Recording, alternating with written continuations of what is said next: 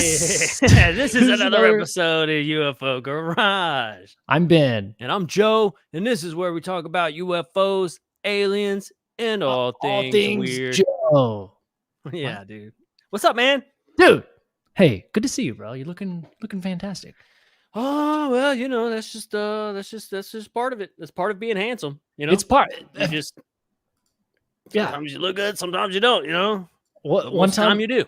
One time I left a party, and then I told my friends I was with, I was like, guys, we got to go. And they were like, why? And I was like, let's come back when I'm handsome.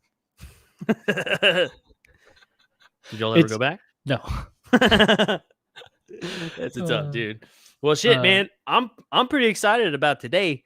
Me too. It's gonna be a banger of an episode for sure. Dude, hell yeah. Pretty excited about it. Let's say what's up before we get started. Let's say what's up to everybody in the chat. What's up, y'all? What's up, fools? And if you're listening, we go live every Thursday at 7:45. Sometimes we push it like 5 minutes. Anyway, we go live on YouTube.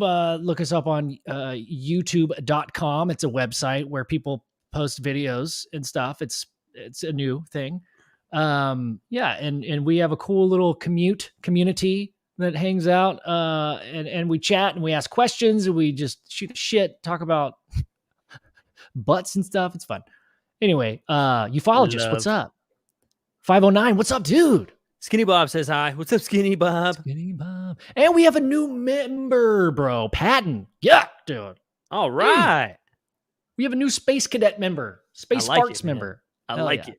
Big Willie, as always. What's up, brother? Thanks for joining. If you haven't heard of Big Willie, he's doing a weekend show. It's actually going to be on Fridays now. I don't know if I can make the other announcement to that. I might need to wait. Will message me. But yeah, Fridays. Big Willie. He is the host of the Bob podcast. We asked him to come and host his own little shindig on UFO Garage, and he's freaking crushing it, dude. He's 2 episodes in. He has more listeners than we do. Basically, the guy, he's just damn good. Tearing it up, man. Tearing it up. I love it, man. And he don't have no APR. I'll tell you that much. No APR. Everybody just coming on and just buying all of his damn trucks. He could sell a frozen ketchup popsicle in the middle of July. I'll tell you that much. To a woman in white gloves. Yeah, that's the rest of it. Yeah, there you go. Oh yeah, dude. Hey, 509's drinking some wine. Oh snap! What's up, dude? I think that I'm really proud of our people that are kind of crossing over into being winos like me, dude. It's I'm telling you, man. Yes, wine, man. I was gonna stop by the store and grab a bottle because I ran out last week, but work didn't let me off in time, so I didn't have time. So because they knew you were about to have fun. They were like, yeah. So I got the cerveza today. Oh yeah, dude. What's your alien drinking tonight? Oh, he's drinking White Russians. He's a big fan of the Big Lebowski. He loves that movie. Dude, White Russians are so good. Alcoholic chocolate milk. He always calls himself the dude. So it makes it, a lot easier to remember his name and stuff. Would make things very easy to remember. Yeah. It's the dude. I don't know, man. I don't know. Call me the dude. Just call me the fucking dude, guys. That's what's up. We got Chad Smith in the house. Hey, yo, we party hard.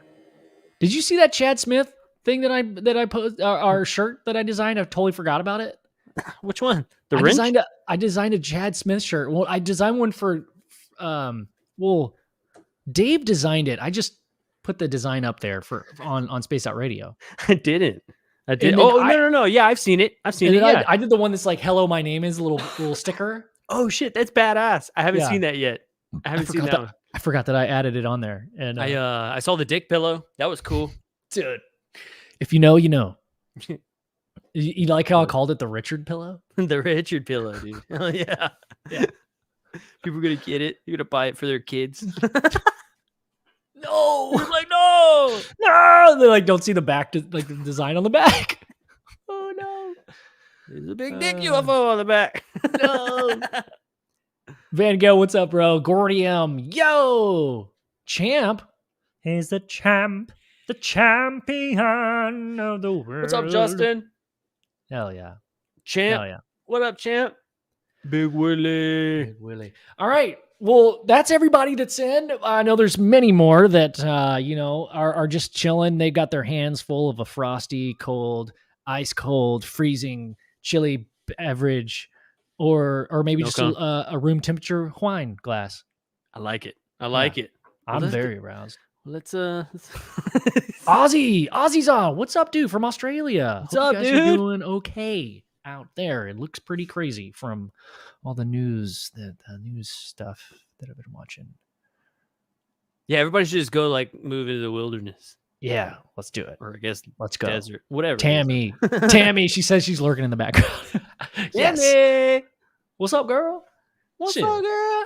Hey, thanks for joining to the Farts Academy, by the way. It's great. Everybody who signed up, it's freaking awesome. I love it. Yeah, that's awesome. Jason. Yes. TTFA, Dr. Scientist. I got to add, we got more submissions this week I got to add. So sweet. I got to get on that. All right, let's get to it, dude. Bro, let's do a quick little sponsor thing. So we just real quick, guys, just to support the podcast, this is like a trial run we're doing with Manscaped. I know, you hate hearing ads, but guys, literally, I was a customer before they reached out to us. And literally, this is just helping us. If you guys love the show and want to help us by using the code UFO Garage on Manscaped. I put the link in the description. You get 20% off and free shipping. Dude. Come on. Yeah. So a little bit about Manscaped. I was a customer before we were approached by them, and I used their ball trimmer, dude. And I liked it because it didn't grab on my fucking pubes, man. I used the same damn trimmer from CVS for 8 years, and I finally upgraded. It was like an Instagram ad, and I bought it, and it's amazing. And then years go by, and they we got this little partnership going, and dude, they sent us the new one, the 4.0. Holy shit. Pulling pubes is not cool. It's not. I love the 4.0. Do you hear that? Oh, dude, sorry. I was actually just shaving my pubes right now on the show. I wanted to show everybody how good it works. I don't know if we get pulled off. Do you want to see my balls? Were you literally just shaving your pubes as we were talking? I was doing. It's that easy. You can literally do a talk show and shave your pubes at the same time. It's pretty sweet. It's fucking amazing.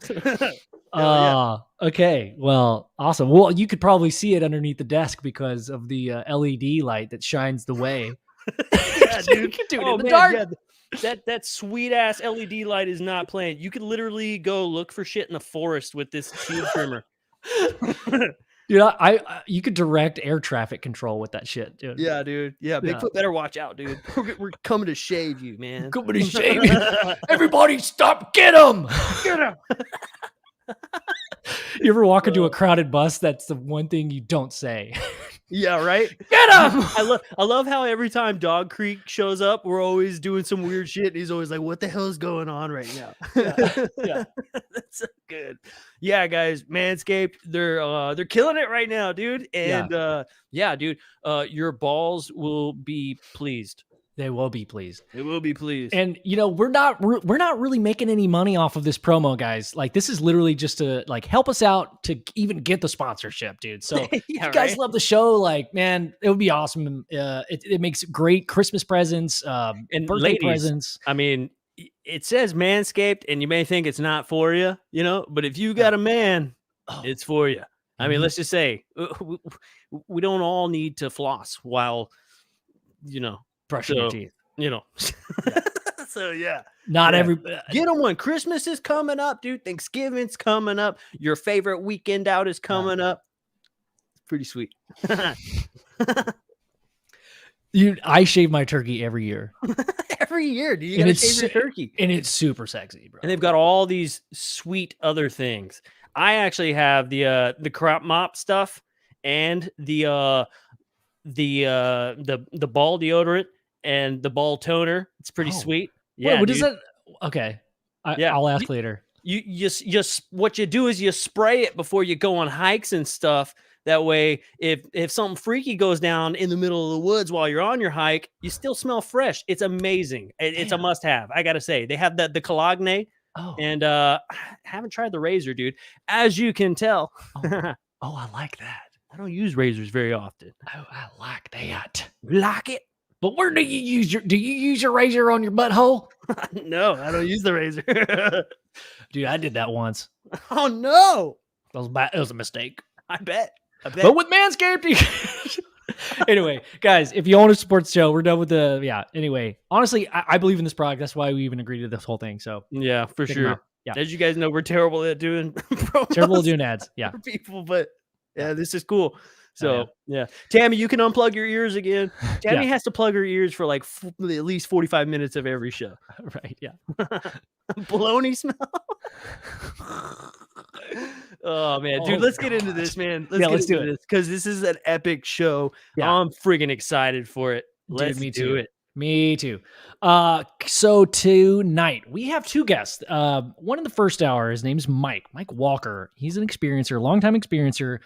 I reached out to Mike via Eric Mitchell to interview him for the documentary we're working on, as kind of a testimonial of sorts. He's a member of the group of experiencers meet, which is Eric Mitchell's kind of, this group of experiencers that all get together and talk. And I'll let Mike kind of speak more towards that.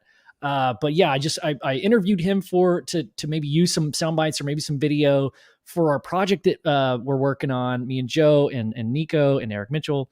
And man, I just love his vibe and his energy, and he's just an awesome dude with an awesome story. I actually had to tell him, like, hey, stop, I want to hear the rest of your story, but come on our show, dude. So yeah, we're going to chat with Mike, and then in the second half of the show, we're going to bring Eric Mitchell on to say what's up to him. So everybody say what's up to Mike Walker. It might take a couple of seconds. We're bringing him in. We've had some some connection issues. That's why it took us so long. We started at 7:15, dude. We were so responsible. And trying to get the internet and the connection, all that good to go. It was working great before. I heard something. Did you hear it? I hear some click clacking. Is he shaving his balls right now? He might be. He might be trimming his ball hair. He might have already gotten his Manscaped product. Oh, damn. He's like, excuse me. He's shaving. I have to put my ball toner on for the show tonight. Damn it. Well, okay. So while we wait, tell me what the ball toner, like, actually, what is it? Does it increase the bronzeness of your skin, or what does it do? No. So they have ball deodorant, which is pretty sweet, but the little toner stuff has like a pH balance in it. So like if you're just out, you can't take it on a plane or something weird. You can take that little ball toner with you, dude. It just keeps your little spritz, and it keeps it fresh in the undercarriage, man. Dude, that's amazing. Yeah, it's pretty sweet. It dries super quick, especially if you stand over a fan. So I imagine it smelling like you've sprayed bologna with the potpourri. Is that not the case? Is it more fresh than that? It's way more fresh than that. Oh, dude, let me get a smell, dude. You want to smell it?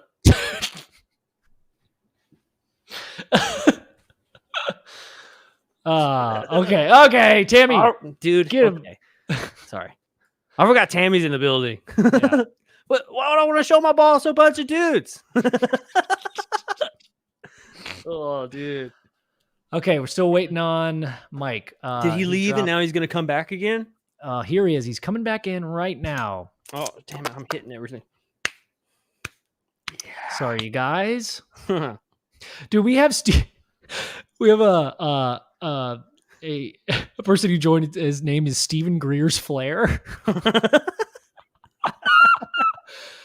Oh, shit, man. Okay, add Mike back in. Let's see what's up. Come on, Mike. Come on. Your internet can do it. You can do it. Everybody give positive vibes towards Mike's internet right now. If you can. We got a picture. We got a picture. And it's frozen, but it won't be frozen for long. Positive thinking, the power of positive thought. Mike, come on. You can do it. Well, while we're waiting. This is just one long Manscaped commercial. Oh, we heard something.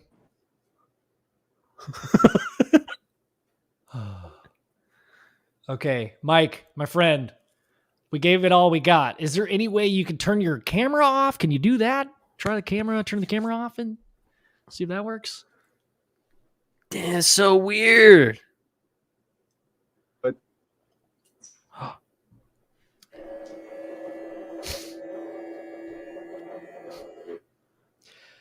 Mike, if you can hear me, turn your camera off and see if we can just do audio, bro.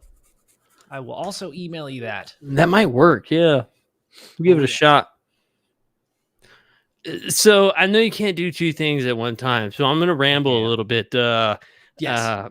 Dude, so me and my wife were chit-chatting the other day. Oh, dude. Okay, we'll get to that in a second. Let me tell you what happened out in Sedona. We didn't have a show last week. I apologize. Totally my fault. No internet, barely any service.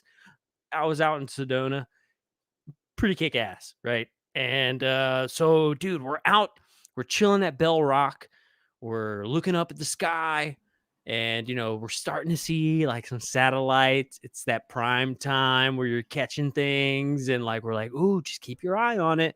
Dude, right before the sun goes all the way down, we see this little object, dude.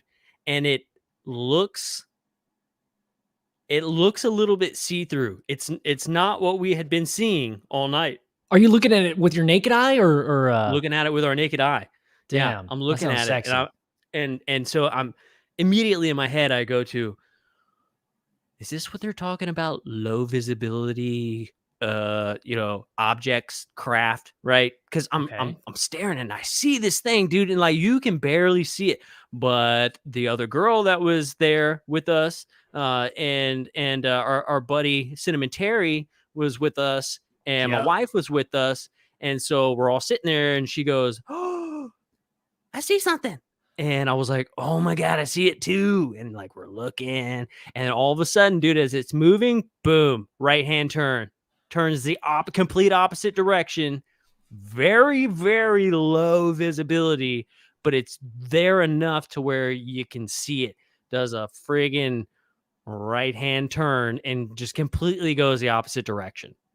Okay, so was it like a bright star? And no, not it wasn't. At all. It wasn't a bright star. It was like right before the sun set. So there was a little bit of sun in the sky, and then it's almost like you could see an object moving. It was moving a little bit, like it was moving a little faster, I guess you could say, than like what a satellite would be moving. But we could see it. We looked at it for like a good, dude, almost a minute. We were just staring at it, and it was moving. And I was like, yep, just keep your eye on it. I mean, sometimes you can't really tell. It could be a satellite, could be something cool. If it's something cool, it probably makes a right-hand turn. And as I'm saying that, this thing goes boom and just completely turns the opposite direction. Dude. Nobody was excited except for me. But you said someone else saw it though, right? Yes, I know. Everybody saw it. So Cinnamon Terry's girl saw it, or Amanda saw it? Cinnamon Terry's girl saw it. Are y'all the only two that saw it? No. Nobody said anything. They were like, oh, that's cool. That's it? Like, oh, that's cool? Like, nobody was geeking out the way I was. I was like, oh, look, it just made a right-hand turn. Remember I was saying weird shit makes right-hand turns? That thing just made, well, not right-hand turns. It can make a left-hand turn. What I meant was like a right angle turn. Like UFOs only turn right. We can only turn right. That's how you know, dude. We're the opposite of NASCAR. We go backwards. So, okay, couple questions. You said it was at dusk. So with our experience with Melinda Leslie, when we did that night tour, we did have the night vision goggles, and she showed us like, hey, these are satellites, okay? And we saw a shit ton of them. Mm-hmm. Billions and billions and billions and millions. But like she was like, look, as the sun goes down, sun's behind the curvature of the Earth. There's nothing to reflect off of these satellites that are in low Earth orbit. So if it's self-illuminating, or if it moves weird, takes a right angle turn, then it's something that we don't know what it is. Right? And dude, like, I don't know, like it may be like, it probably wasn't even like a right angle turn, because it almost looked like the damn thing kind of stopped and then started just coming back the other direction. It was so weird. Dude. Like the direction was slightly off. Oh Maybe it was like a 45-degree angle, but still, I've never seen an aircraft make a V shape. You know what I'm saying? Like, dude, it was pretty neat. And it was so weird that you could barely see it. That's also strange. Like, it would tell me that it's, I don't know shit. When you're looking at the satellites up in the sky, right? You see the dot moving through the sky. It's hauling ass. This thing was a little bigger than a satellite, and it was like freaking see-through almost. Oh, it was so weird. It was like I can't even, like, it was more like seeing a distortion in the sky moving around. Like, you could see this thing moving, but you could see blue kind of through it. It was so strange. What? I was so amped up, dude. Oh my God. Okay, dude, I want to hear the rest of that story, but our guest just popped back in. Mike has his video off, so we're going to try to bring him back in. Cool? Okay, cool. All right. Oh, now there's two of them? Oh God. Now there's two mics? It says there's two mics. I'm going to try the new one. Mike. Okay. Mike. Mikey. Can you hear us? Guess what day it is? Mikey. Okay. Try some audio. Tell us a 1, 2, 3 if you can. Y says we probably saw Joe Rogan flying in space. Dude, that's probably exactly what it was. I think he's onto something. If anybody has enough money to buy their own personal spacecraft, I mean, he knows Bob Lazar.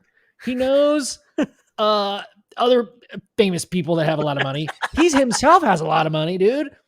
He out of anybody, he would have his own spaceship, or he took enough DMT to realize that you don't need anything physical to travel the cosmos, and he just astral projected and now he's among the stars, just floating like a starfish. Yeah, and he's also muscular, a very muscular starfish.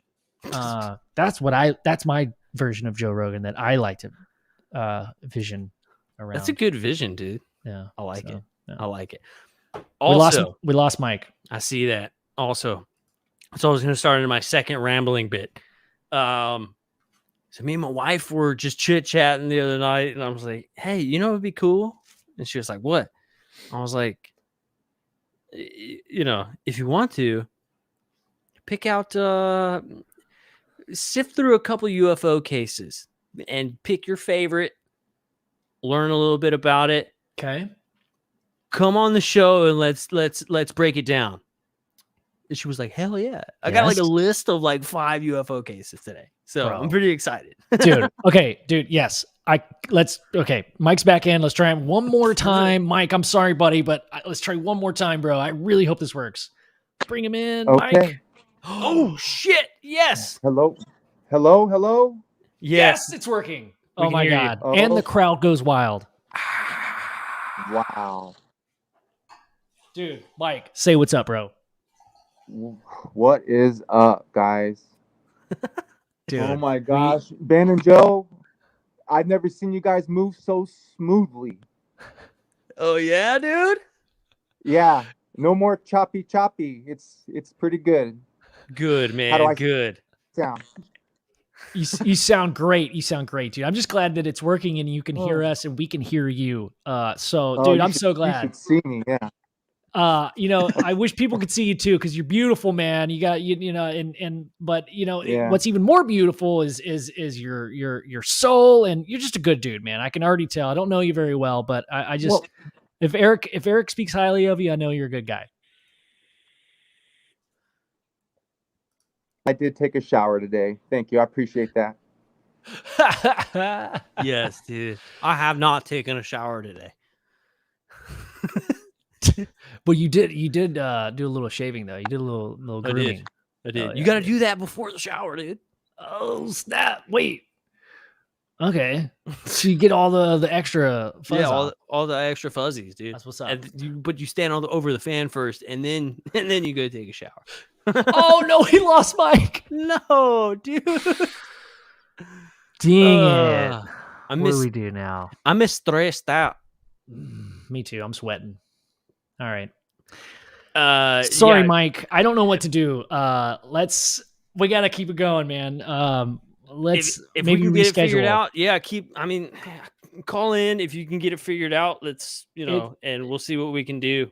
It's almost been 30 minutes. 30? And okay, let's try one more time. One more time. Fingers crossed. Patton, I have Spectrum, and you're right, dude. I can't even go upstairs and get it Mike, going good. Mike, Wow. do a little test. Test. Okay. Okay, it's working. Yo, It's test 1, 2. okay. Yep. Let's try to. I mean, it starts off pretty good, but then it starts getting.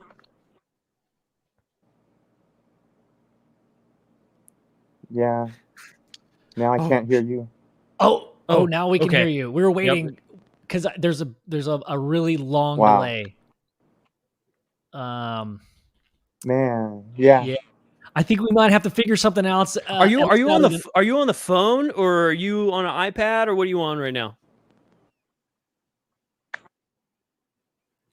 I mean, I've tried the phone. I'm on the phone right now, but I originally I had the high definition iPad. That's we had a pretty good talk the other day on the iPad, so I don't understand why it's just not working, guys. Yeah, That's me so either. weird. Me That's either, so weird. man. I don't know what else to do, man. We might have Sonny's to reschedule. saying if you're using the phone, have him turn his phone off and then turn it back on, and then flash forward. Thanks, dude. I appreciate it. Thank you. You're the fucking man. Hell Fuck yeah. yeah. Love that. Love the positivity. Love the positivity. Yeah, dude. I just gotta Appreciate keep it rolling. that, man. It's a hell of a banger. So far. Thanks, man. Oh, man. I don't like to give up on things, but I think we got to keep it rolling, man. Sonny's saying turn it off. That's what worked for him the other day. So I don't know. So turn our phone off. Turn his phone off. Turn it back on. Let it reset. It should work. I think he was also saying don't touch it. So okay. Okay. 1 sec. Give me 10 hours. So yeah. So my wife was talking about the cases. I'm really excited to get into that. If any of you guys out there have any cool cases, what's y'all's favorite? Let us know what your favorite is, and maybe we can hop on those too, and we can discuss them. Let us know, man. I love knowing what other people's favorite cases or maybe some personal sightings. You know what I'm saying? I love hearing those stories, man. There's just so many of them out there, that really it's never ending. It's never ending. Yeah. So, okay, we're gonna try last time. Let's see what happens. Mike, are you there, bud? All right, dude, we're gonna have to reschedule you, bro. Okay. Oh, shit. Hello. It's a very long delay. Okay. There you are. We can hear you now. Well. Okay. Can you? Okay. I feel like there's a really long delay though. That's the only thing. Mike, go ahead. Let's just do a. Let's see.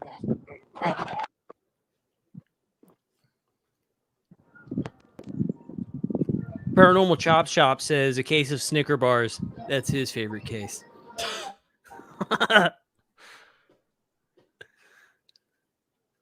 What is that? Like, a case. I got it. Okay. Your favorite case, dude. I thought he was talking about like Hello? a haunted Snickers bar. What's up, dude? Mike, we can hear you. Oh, okay. So That delay is pretty wild. that delays, dude. I'm sorry. right. I'm gonna make an executive decision, dude. We gotta. That delay's really bad, bro. I love you, man. We gotta reschedule you, dude. We're gonna go ahead and move on, but definitely want to have you back on Yep. as soon as possible. And maybe we can meet up, or maybe you can go to like a coffee bar, like plug straight For into sure. the Ethernet or something. But hey, we'll be in touch, dude. Okay. Okay. I'm sorry, guys. Hey, Yeah, no we'll try worries, it bro. again some other Hey, it time. happens, man. We'll chat soon, man. You're Gotta figure it out. yeah, no worries. All right, man. We'll talk to you soon. I'll email you, brother. Okay. All right. Okay. All right.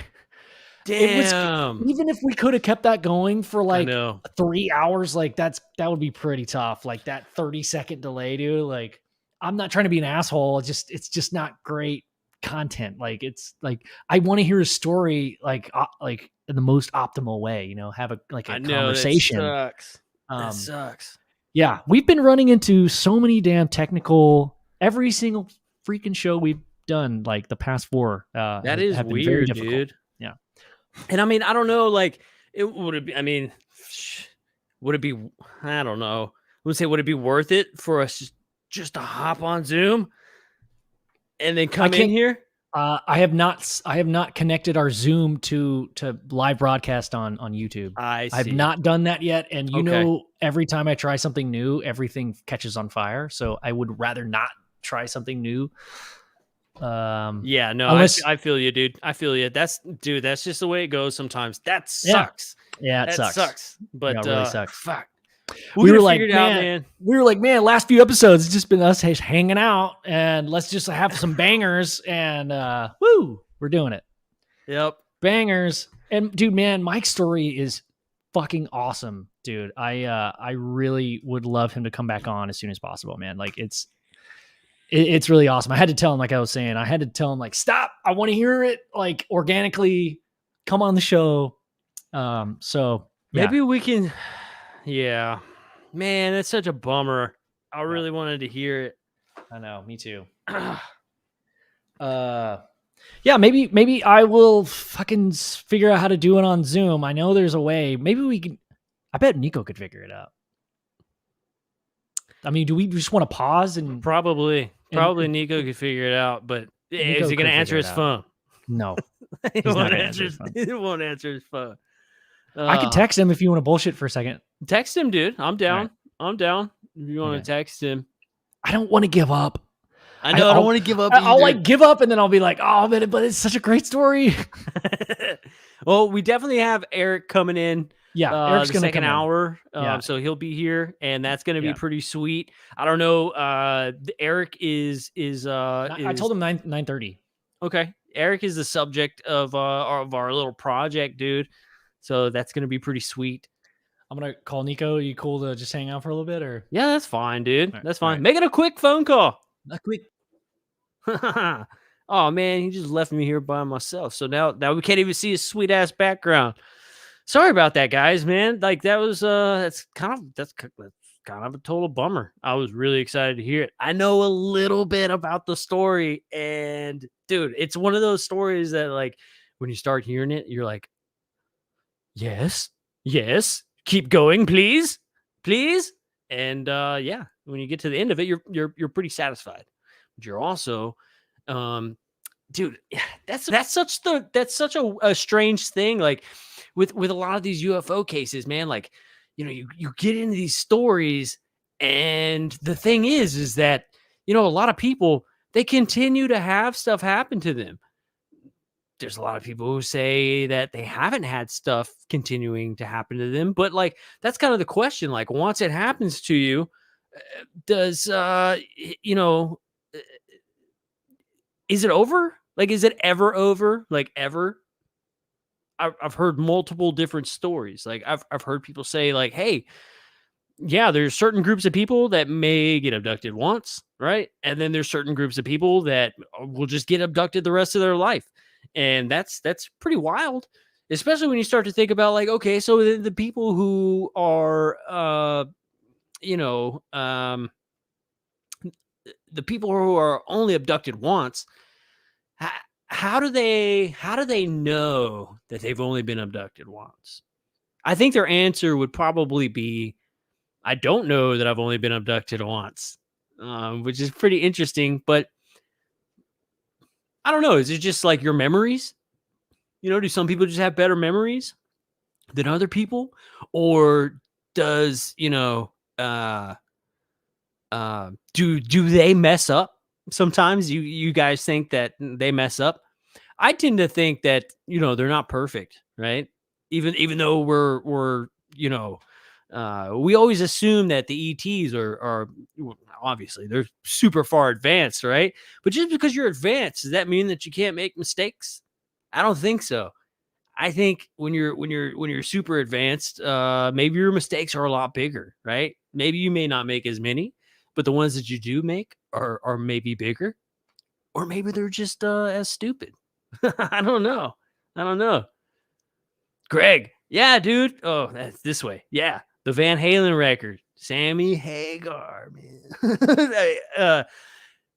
So are you a David Lee Roth guy, or are you a Sammy Hagar guy? I personally think they both kicked ass, right? I mean, let's see. What damn it, what was that? Good Enough. Yes, Good Enough. The first song right off the bat when Sammy Hagar comes and joins Van Halen, that's a hell of a song to start off with, man. That's a good first time impression, I think. John, we know they screw up. People sometimes find their clothes put back on wrong. Yes, I've heard those same stories, dude. Yeah. I've heard those stories. Sometimes people wake up in different cars. Sometimes people wake up outside of their house.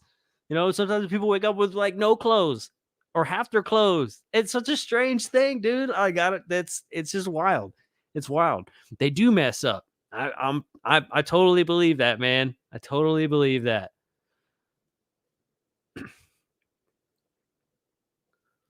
Let's see what we got here. AK Willie, David Lee Roth has lost his damn mind. Dude, didn't they do an episode, or they did like a live show? Damn, where was it? Was it like in New York for like a parade or something? Or was it like a Jimmy Kimmel live show where David Lee Roth and Sammy Hagar were both on stage? David Lee Roth like broke his nose with the microphone and they had to stop. Oh, that's funny. That's funny. Oh, John. Yeah, dude. Hired help sucks everywhere, even in space. What's up, dude? Is that the name of a band? Hired Help? No. What are you talking about? I don't know. I thought it was a band name, dude. I don't know, dude. No, we were talking about Van Halen. He's that dude that plays guitar. Eddie. Yeah. If you didn't know. So that's pretty cool. So I just Nico showed me how to do it, and it should be pretty easy. I just gotta confirm with Mike if he's still down to come on. And then what we have to do is stop the stream, okay, and start this whole bitch all over again. So are you? We have to start this whole thing all over again, and everybody in the chat's gotta it's gonna close the window, and then they gotta go back to our fucking page and then click back into it. So, dude, to hear Mike's story, I'm okay with it. Do you want to take like a 3-minute vote really quick in the chat room? Like if they're okay with starting over real fast? Eric Mitchell just joined backstage. Should shit. we just pivot? Add Eric in? He's also sideways. Eric, if you can hear me, you're sideways, bro. He's in space. He's laughing. Oh, there he is. Yeah. Can't hear his grammar spice, folks. See, sorrows and spice. Oh, spa. Dude, let's just pivot. We're here. Yeah, we're here. Okay. Let's do it. If Eric doesn't work, then we'll pivot again. Okay, yeah. Let's add Eric in, and if that doesn't work, well, he hasn't emailed me back, Mike. So yeah, I his hope he's not stories. mad at us, man. I hope he's not mad at us either, dude. Dang. All right. Well, hey guys, let's bring Eric in. If you don't Maybe know, sorry. oh, I was gonna say the same thing you were gonna say. Oh, well, I was gonna say Mike should go to he should go to his mom's house because when my internet sucks, I go to my mom's. Fool. Exactly. All right, let's bring Eric in, dude. If you don't know Eric, he's an awesome dude. His experience here, he had a really really traumatic experience happen in 2013. It's only awesome if it doesn't happen to you. Yes, yep, yeah. Yeah, he's just a really awesome dude. We met him in 2020, right before all the Shizne happened, with the thing that's going on all around the world. It was like the last live event Lori and Fenton put on. Joe and I were like, had our little sponsor table, and up walks Eric Mitchell, man. And we just hit it off. Freaking love the guy. We started this whole thing, this project, this documentary. It started out as just a long podcast, to tell his story because, we just love the story. Joe, I mean, you brought it to the surface or for me at least. And yeah, we just met Eric and started down this journey of making this documentary. And, man, yeah, meet Eric Mitchell. What's up, dude? Oh, what's up, guys? How's the audio, visual? Everything okay? Dude, it's great, bro. Yeah. Yes. Yeah. Looking good. Wow, I totally can't hear you with these headphones, but I can hear you on my phone, so that's fine. I'll just take this thing out of my ear. I can. Nice. You guys are cracking me up. I'm just watching the show. I don't have a whole lot going on tonight. Nice, dude. Just doing this and that, and it's that time of year where a man's got to shave the best he can. Yeah. And you really. Are you really sponsored by helped me out Manscaped too? Yeah, they called me before the show. No, I'm kidding. I don't know anything about it, but it is a guy problem. It's a guy problem. You don't want to go down there with a chainsaw. I mean, my God. Definitely not. You got to be sensitive with the boys. You know what I'm saying? Yeah, the boys. Exactly right. They're close. Shit, man. A lot of close. I'm going to mention another product, but I'm going to go with you guys. I'll order something and see how it works out. Hell yeah, man. Oh, dude. Eric, dude, how the hell have you been, man? Oh, God. Man, shit That's a gets tough complicated. question, I know. Yeah, things get complicated, but a lot of good and bad. Yeah, definitely a lot of good and bad. When you don't base your roots in one place and really nail at it, things can uproot really fast. So things get difficult, but they get interesting too. So Right. I can't complain too much about that. But I'm building character, and one of these days I will be as funny as you guys are on air. You can do it right now, dude, with us, man. Yeah, dude. Oh, I can. I'm drinking apple juice. Nice, dude. Hell yeah. Hey, did you know that apple juice is nature's energy drink? Absolutely. Yep. It's like really good for you. It gets the body going. So I drink apple juice. I suck at drinking energy drinks. When I worked in the restaurant industry, man, I would pound rock stars like crazy, man, because as we all know, you are what you drink, right? And dude, I cut them out. I hadn't drunk, whatever you want to say. I ain't drank no energy drink in like years. And then I had a Red Bull probably like 6 months ago. It's probably been like 5 years since I've had an energy drink. I had a Red Bull and I thought I was going to die. Like I felt so crappy. It was terrible. Yeah. Yeah, I've got a very high metabolism. My body mass test, the last one I had, says I burn about 1,500 calories in my sleep. So, yeah, it's extremely high. It's probably PTSD, dealing with it in my dreams and stuff like that. But it's like I'm hypersensitive to medication and anything I put in my body. And everything tastes too sweet. Anything with sugar is just too sweet. My body doesn't like it. But every now and again, hey, I like some sweets and it's great. Red Bull, by the way, oh my God, you guys don't want to see that. It's just, wow. It's incredible. I'll have to cage myself and give you an example at some time. Oh my god, dude! I cannot wait to see you on Red Bull, dude. You're such a chill dude. I'm really sensitive to shit too, dude. Like I don't really take medicine. Like even like when I'm sick, like I just kind of ride it out and do my thing. But dude, a couple of months ago, Eric, I think I had talked to you where like I was just so sick one night we were chatting, and man, I took this medicine and like I could feel it in my body. Like I can feel like if I take an Advil or something, which is like once every 3 years, I like noticeably like I notice the difference. It's so weird. And people pop Advil all day long and like they're like, oh, I just got this headache. And I'm like, dude, that's crazy. Like you're building a tolerance to the shit, you know? I feel like medicine probably works better if you don't take it all the time. Yeah, exactly. Exactly. I mean, I've got a friend of mine, man. His name is Lee. He's from England. He'd probably be mad at me for mentioning him. But he loves two things about America. He comes here from England once a year. Number one, I can't lie like that. I'm not sure which one number one is. It's either Oreos or Dunkin' Donuts. And he goes from a 45-year-old man to a 12-year-old kid the moment he gets off the plane, because he knows I'm going to give him both. But his favorite thing to watch is not our movies, not our comedies, none of that. It's our pharmaceutical commercials. He's like, I cannot believe you bloody Yanks will sit there and watch all the things that are going to happen to you, which, by the way, are all bad.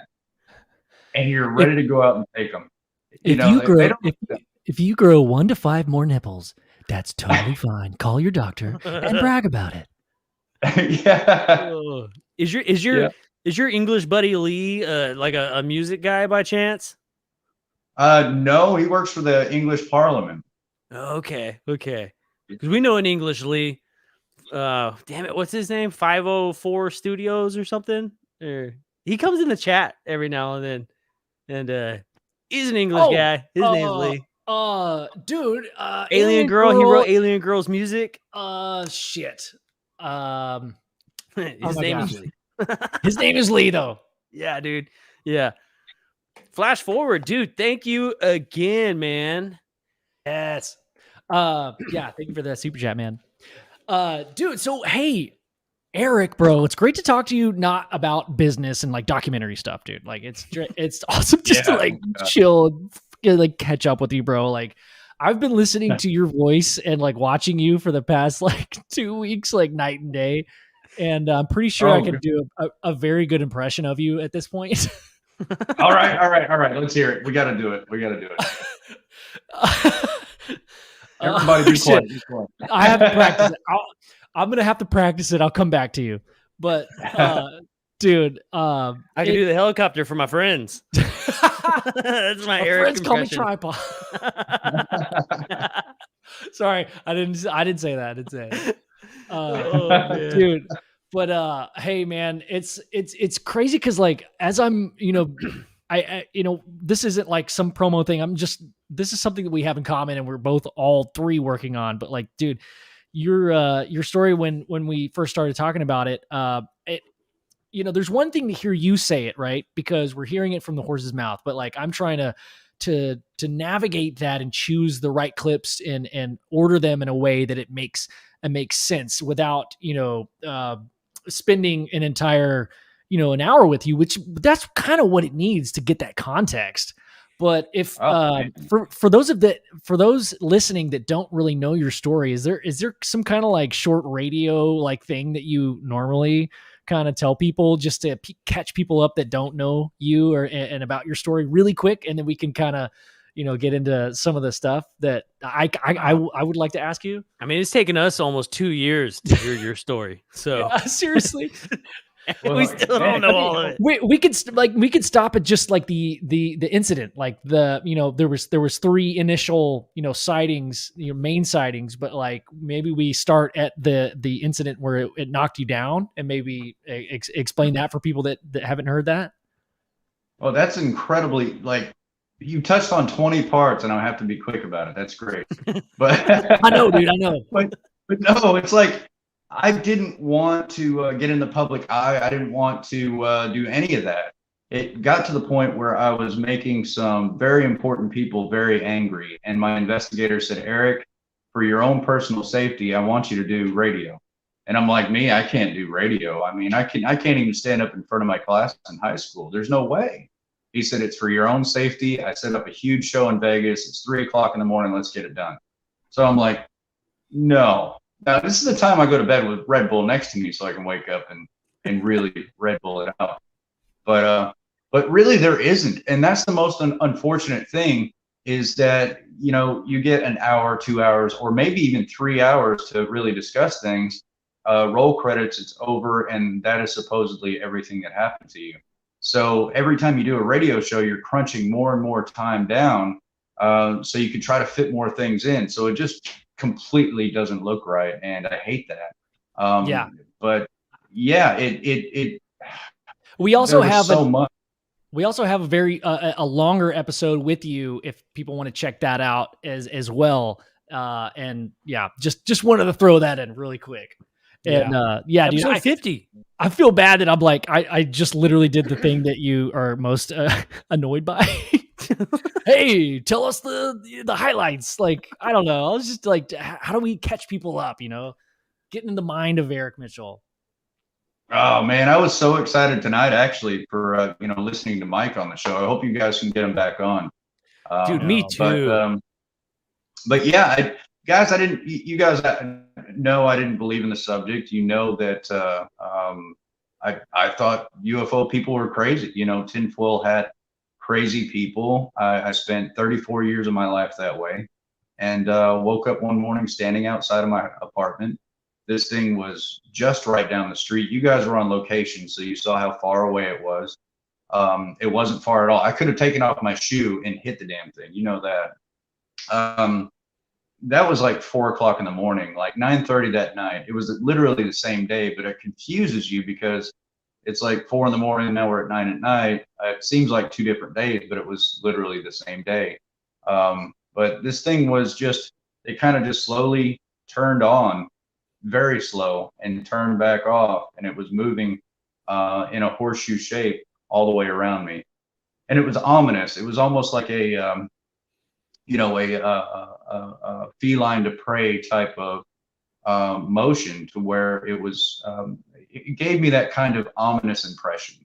You know, like, what is this thing? It's showing you know, intelligent control. It's obviously doing something at me, and I don't know what to do. My knees were locked up, my hands were shaking. Guys, I couldn't move. I mean, it's not like, you know, if I saw a top secret, you know, some type of military flight, top secret stuff, I would be overwhelmed, but I'd still be really cool about it because I'm so freaking laid back. I'm the kind of guy where I'll see the final bomb come over the country and I'll be like, well, that's it. You know, I'm just that laid back. But this had me shook on the inside out. This is no military drone or anything like that. This thing was almost like it was Photoshop in front of my eyes. I couldn't believe it. And for it to, you know, just be right above my head, right above my apartment, one story, flash at me 2 more times and take off, like, as to communicate. And by the way, it shot off like a bullet. So I would expect, you know, a shockwave that would rip my body apart. I would expect, you know, air displacement to blow me 15 feet back. I mean, you're thinking about speeds that are ridiculous, and nothing happened. Like, literally nothing happened. So, you know, by the 3rd sighting, I didn't even know it was there. I felt a vibration above my head. It was like somebody turned it up to 1,000,000 plus. It's really difficult to explain what that felt like, but like a rock and roll speaker, except times 1,000,000. You know, if you've been in front of a really loud speaker, and you can't hear anything else or perceive anything else in the world around you except that vibration, times that by 1,000,000 and let it knock you to the ground, you know, and you know you're being killed. You know, this is the last moment of your life. That's what it felt like.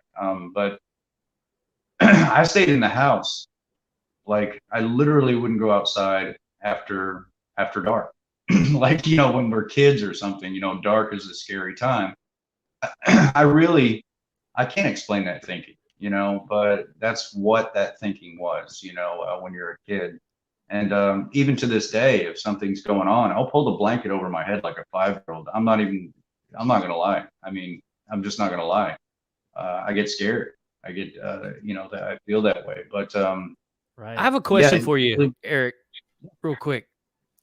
That feeling of that's it. I'm gonna die. Like feeling those last seconds, right? Usually people who have those types of experiences will end up, they're like, after that experience happens, not UFO related or anything, just a near death or something really scary happens to them where they feel like they're seconds away from death. This is the end.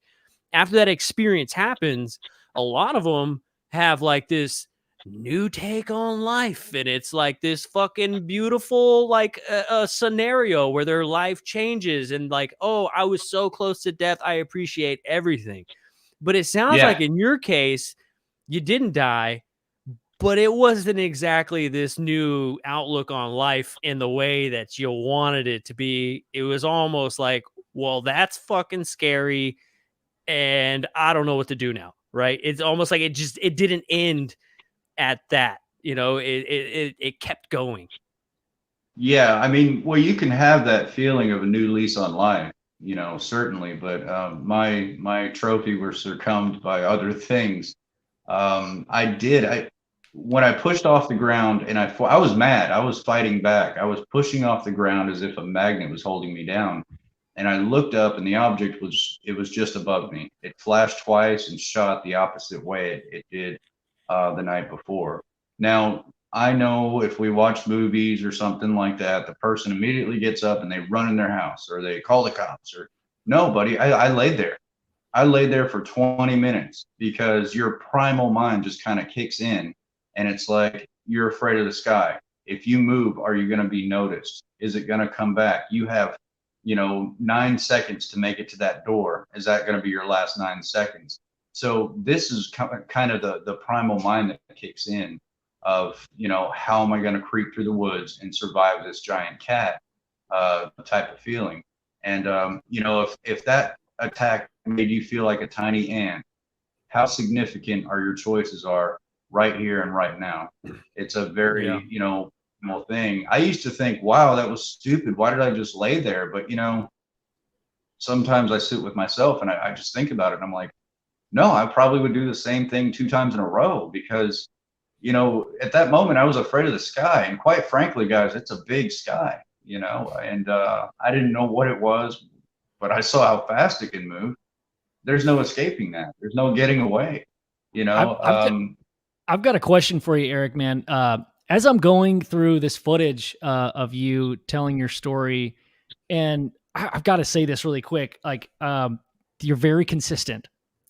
Everything is like, bro, it's making my job really easy because I'm editing this video. It's like, shit. I mean, you say things sometimes in a different perspective, but it's always very spot on, dude. I just really wanted to say that really quick. But one thing I wanted to ask you is, you did speak about this predatory kind of prey mentality, and before just tonight, and then in your interview for the documentary, you kind of went into this story about where you're bellied up against your Cadillac and you see this object. Maybe this is like a couple months or weeks later, and then that Black Hawk helicopter, unmarked helicopter, comes by, whizzing by out of nowhere, and you said it sounded like it had some kind of mute button, like it just, like, you hear helicopters for like a mile away, bro. Like, they're loud as frick, right? And exactly. Like, dude, I used to live by Fort Hood. I know what a hell you could feel it through your house, bro. Yeah. I live 2 miles from Fort Hood. And this kind of answers Jay Duranio's question. He asked, an apartment complex? Did anyone else see this? So this Black Hawk helicopter story will kind of answer that question, right? Yeah.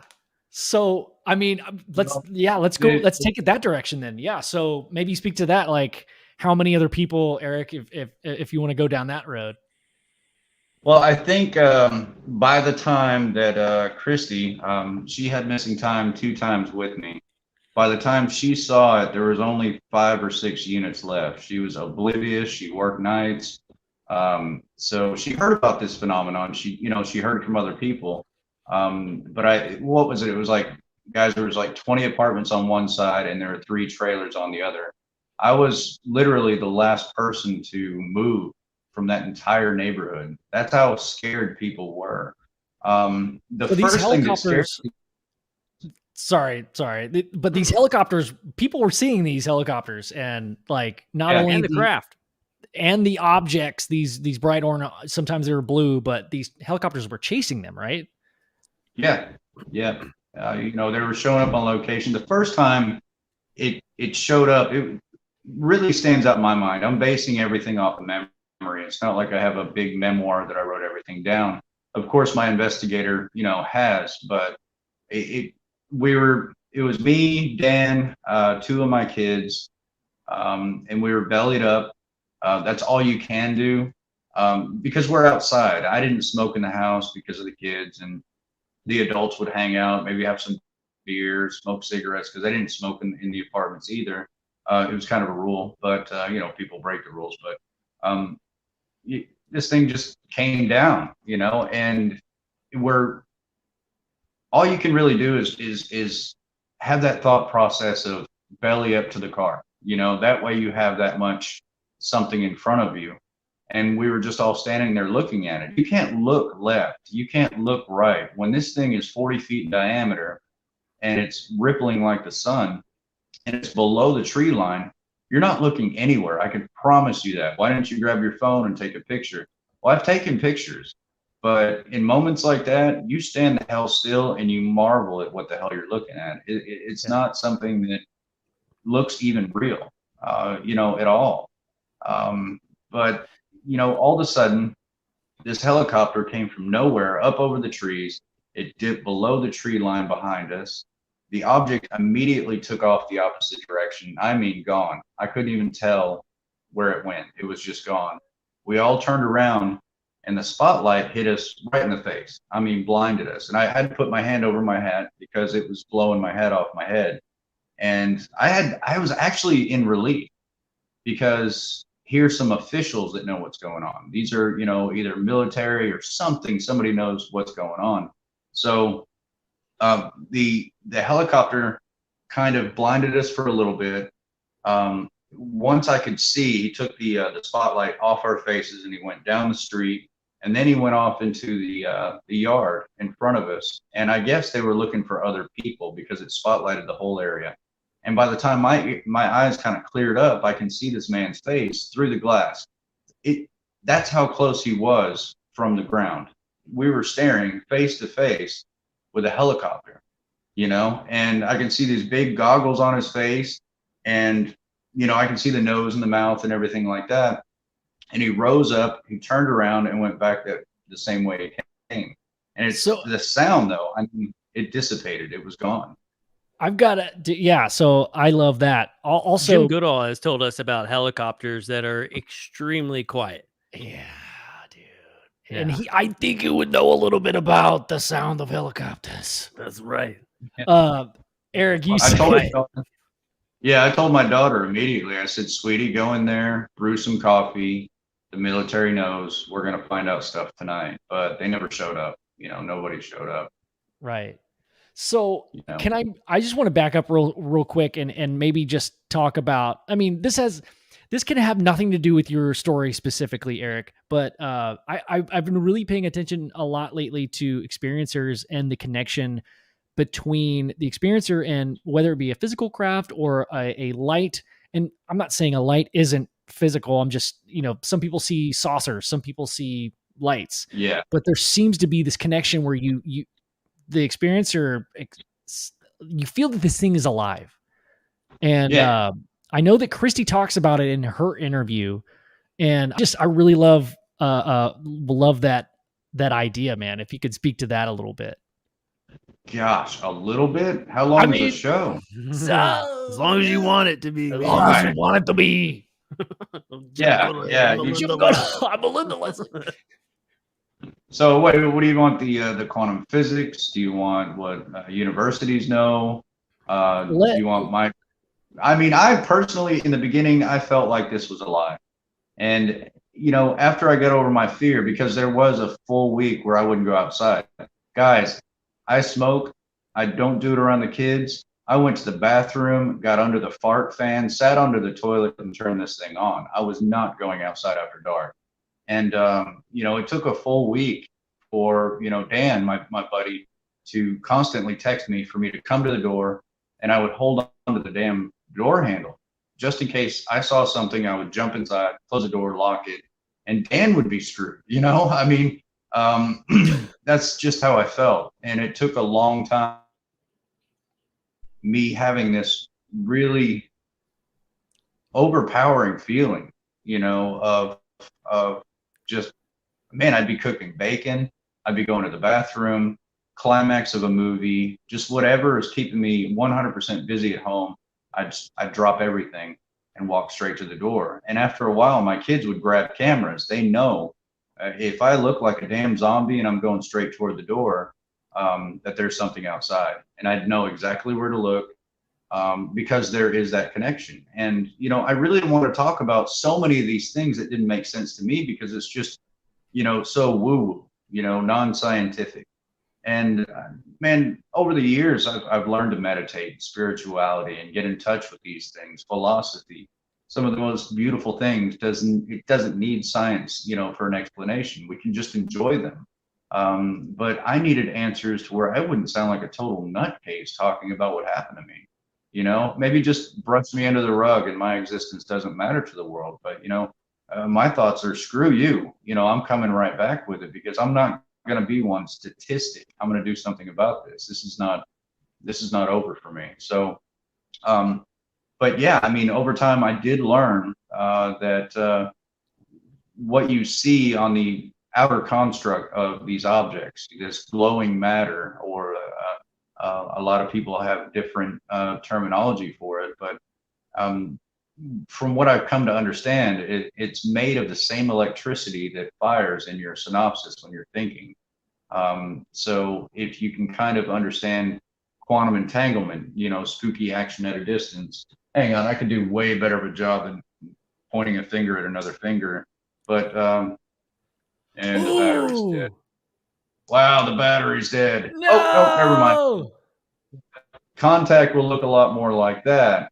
Cool. If you think, most people, they have that idea. They're like, man, I just had this thought to look up, and there it was. And it's not a coincidence, especially not 99.9% of the time. I mean, famous people say it, all kinds of people say it.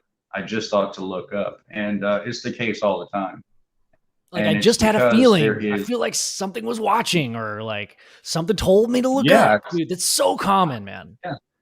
So what I'm gathering is that there's some sort of communication, and we're at the beginning stages of scratching the surface of figuring this stuff out. And what I find interesting, Eric, and I hope we can, dude, I mean, everybody listen to this. This is like, we're figuring this stuff out on the fly. Like, we don't know the answers to this thing. We're really just trying to figure this whole thing out. That's why Harvard and Stanford are head of included you in this study in a way, because they're trying to figure this shit out too. Like, what I'm interested in, man, is that I love the fact that they say, we don't know what this is, let's figure this out. I first off love that. The second part is we can only do an experiment based off of the things we know. It's all about relativity. So when we say that these entities or these orbs are creating the same amount of electricity or energy that is analogous to our synopsis, is it electricity only because we're measuring it with an electronic device? Or could it be some other source of power that we just don't understand yet? It's quantum entanglement is a placeholder word. That's in science, when things act that way, Einstein's spooky action at a distance. It's a placeholder word. The Mayo Clinic, they have an electromagnetic wand, and they're waving it over human beings. It made it to animal trials, now to human trials, where they're waving it over the head. Now, there's a space in between your brain and this wand. There's a skull in between there. but there's interaction going on that is helping heal the neurokinetics of the brain. It's the same principle, but at a possibly further distance. Now, when you get into Dr. Gary Nolan at Stanford University, he isolated on a part of the brain that he now calls the antenna, the part of the brain that he believes are affected by these UFOs at a distance or up close. Most importantly, this blue light that fills up these people's room, or the blue beam that knocks the warhead out of the sky. It's the same informational transference system that's built biologically through a very sliver spectrum of the electromagnetic field that's related to consciousness itself. If you, I wish I can give you a reference, maybe the EEP report from Lockheed Martin, but that was locked up in 1952, guys, when they were studying the electromagnetic field, the future of it, and they found this little sliver that's related to consciousness that could be a big war problem. So it got locked up a long time ago. But consciousness itself, or that blue spectrum that fires in your mind when you think, is actually related to a tiny spectrum of the electromagnetic field. I wear these glasses after I was knocked down by that object. The funny thing about these special glasses is I can buy them at a dollar store. Why? Because any scientist that works with magnets really knows if you get too close to a high-powered magnet, it's going to push and pull on your eyes at the same exact frequency. So you're going to be able to see far away and close up with only reading glasses and not prescription. So these came along the next day, the very next day. You know, I thought you were gonna say you had blue spectrum glasses, but you're saying, because I have some too, because computer screen. But you're saying you are farsighted and nearsighted because of this event, that this object, you know, when it knocked you down, shot that blue beam at your skull. Your vision, you know, changed in a very unique way. Yeah. I've always been 20/20 until that night. Always, every time, perfect testing. My mom, my dad, they're both in their 60s. They don't wear glasses. They're in their 60s, you know? So every time I hear somebody tell their story, I always get like this weird feeling like, what the hell? Like, I'm nearsighted and farsighted too. Are you serious? Every single time. Yeah, that's why I wear these glasses, because I'm nearsighted and farsighted too. But every time I hear somebody talk about their story, I'm like, I have that. It's almost like WebMDing yourself for like a sickness, just like in ufology. You know what I'm saying? Listening to people's stories, and you're like, oh shit, do I got that?